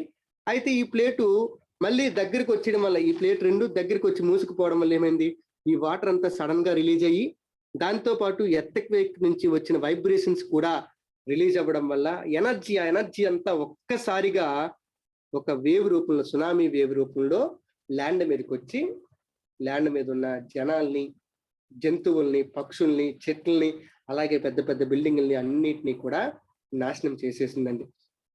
అదే మనకి ఇక్కడ చెప్పారు సునామీ గురించి, అదే విషయం చెప్పారు. ఓకేనా, ఎంతో మంది పీపుల్ ఎఫెక్ట్ అయ్యారు. ఓకేనా, భూమి మీదకి నియర్లీ 3 కిలోమీటర్ల డిస్టెన్స్ వరకు కూడా ఆ వాటర్ అనేది వచ్చేసింది. అండమాన్ ఐలాండ్స్, శ్రీలంక, ఇలాంటి చాలా సుమత్రా ఐలాండ్స్, వీటిలో చాలా మంది పీపుల్ దీనివల్ల ఎఫెక్ట్ అయ్యారు. ఓకేనా, అప్పటి నుంచి అంటే సునామీల మీద ఒక అవగాహన వచ్చింది. 2004 డిసెంబర్ 26వ తారీఖున వచ్చిన ఒక సునామీ వల్ల జనాల్లో కూడా అవగాహన వచ్చిందండి. గవర్నమెంట్ కి కూడా ఒక ఐడియా వచ్చింది. ఏంటది, సునామీ వస్తుందని తెలుస్తుంది. ఎలా తెలుస్తుంది అంటే, ఫస్ట్ వాటర్ రెసీడ్ అవ్వడమే మనకు ఒక indication. రెసీడింగ్ of water is an indication for attack of tsunami. Tsunami వస్తుందని చెప్పి ఇండికేషన్ ఏంటి అంటే మనకి rapid withdrawal of water from the coastal region. ఓకేనా, దీంతో పాటు ఇది లోపలికి వెళ్ళిపోయింది, వాటర్ అంతా ఒకేసారి లోపలికి వెళ్ళిపోయింది. దాంతో పాటు ఒక డిస్ట్రక్టివ్ వేవ్ అనేది బయటకు వస్తుంది. దాంతో పాటు ఒక డిస్ట్రక్టివ్ వేవ్ అనేది, అదే సునామీ వేవ్ అనేది మనకి బయటకు వస్తుందండి. సునామీ వేవ్ అనేది బయటకు వస్తుంది. ఇది మనకి 2004 డిసెంబర్లో వచ్చిన సునామీ గురించి అండి. అయితే సునామీ గురించి ఇండియాలోకి, అలాగే శ్రీలంక, ఈ దగ్గరలో ఉన్న దేశాలకి, ఇండియన్ ఓషన్ చుట్టూ ఉన్న దేశాలకి పెద్దగా అవగాహన లేదండి. అవగాహన లేకపోవడం కారణం ఏంటంటే, Indian ocean is not much affected by tsunamis. Indian Ocean లో సునామీస్ ఎక్కువగా రావండి. ఎందుకంటే ఇక్కడ ఎర్త్క్వేక్ జోన్స్ ఇవన్నీ కూడా తక్కువ కాబట్టి ఇండియన్ ఓషన్ లో సునామీలు తక్కువ. పసిఫిక్ ఓషన్ కి సునామీలు వస్తాయని తెలుసు అందరికీ. జపాన్ వాళ్ళకి రోజు అలవాటు కాబట్టి వాళ్ళు ముందు జాగ్రత్తలు తీసుకుంటారు. అసలు మనకి అది అలవాటే లేదు, అసలు సునామీ మనకి ఇంతవరకు రానే లేదు. అలాంటప్పుడు మనం ఎలా ముందు జాగ్రత్తలు తీసుకుంటాము? ఓకేనా, ఇప్పుడంటే 2004లో వచ్చింది కాబట్టి ఓకే, జనాలకి తెలిసింది, జనాలకి, గవర్నమెంట్స్ కి తెలిసింది, ఓకే మనం ఇలాంటి జాగ్రత్తలు తీసుకోవాలి, ఇవన్నీ కూడా తెలిసింది కాబట్టి అవేర్నెస్ వచ్చింది. అందుకనే ఎక్కడ పడితే అక్కడ సునామీ హెచ్చరిక కేంద్రాలు ఇవన్నీ కూడా ఇన్స్టాల్ చేయడం ప్రారంభించారు. ముందేవి లేవండి, 2004 సునామీ ముందు ఇవేవి కూడా లేవండి. ఓకేనా, ఇది మనకి సునామీ గురించి ఒక డీటెయిల్ స్టడీ అండి. 2004లో వచ్చిన సునామీ గురించి ఒక డీటెయిల్ స్టడీ. నేనేమి కంప్లీట్ గా చెప్పలేదు, మీరు ఒకసారి క్లియర్ గా చదవండి. ఓకే, చదివి అర్థం చేసుకొని మీకు అర్థమైనట్టు ఈ కేస్ స్టడీస్ అన్నిటినీ కూడా ఒక దగ్గర రాసుకొని ఉంచడానికి ట్రై చేయండి. ఓకే, ఈ కేస్ స్టడీస్ అన్ని కూడా ఎప్పుడు మనం ఒడిస్సాలో ఒక తుఫాన్ వచ్చిందని చెప్పి లాస్ట్ లెసన్ లో చెప్పాము. అంతకుముందు ఇంకొక కేస్ స్టడీ ఇచ్చారు. ఒక డిజాస్టర్ గురించి ఒక కేస్ స్టడీ ఇచ్చారు. ఇలా ఈ కేస్ స్టడీస్ అన్నిటినీ కూడా ఒక దగ్గర రాసి పెట్టి ఉంచుకోండి. యూపీఎస్సిలో డిజాస్టర్ మేనేజ్మెంట్ లో ఈ కేస్ స్టడీస్ అనేవి మనకి చాలా ఉపయోగపడతాయి. ఒకవేళ మీరు జాబ్ లోకి జాయిన్ అయిన తర్వాత కూడా ఎలాంటి డెసిషన్ తీసుకోవాలి అనే విషయం మనకి ఈ కేస్ స్టడీస్ వల్లే మనకి తెలుస్తుందండి. ఎందులోనే మీ క్రియేటివిటీ అంతా మీరు చూపించాలన్నమాట. ఓకేనా, ఇది మనకి హైడ్రోస్పియర్ గురించి డిస్కషన్ అండి. That's it for today and thank you everybody.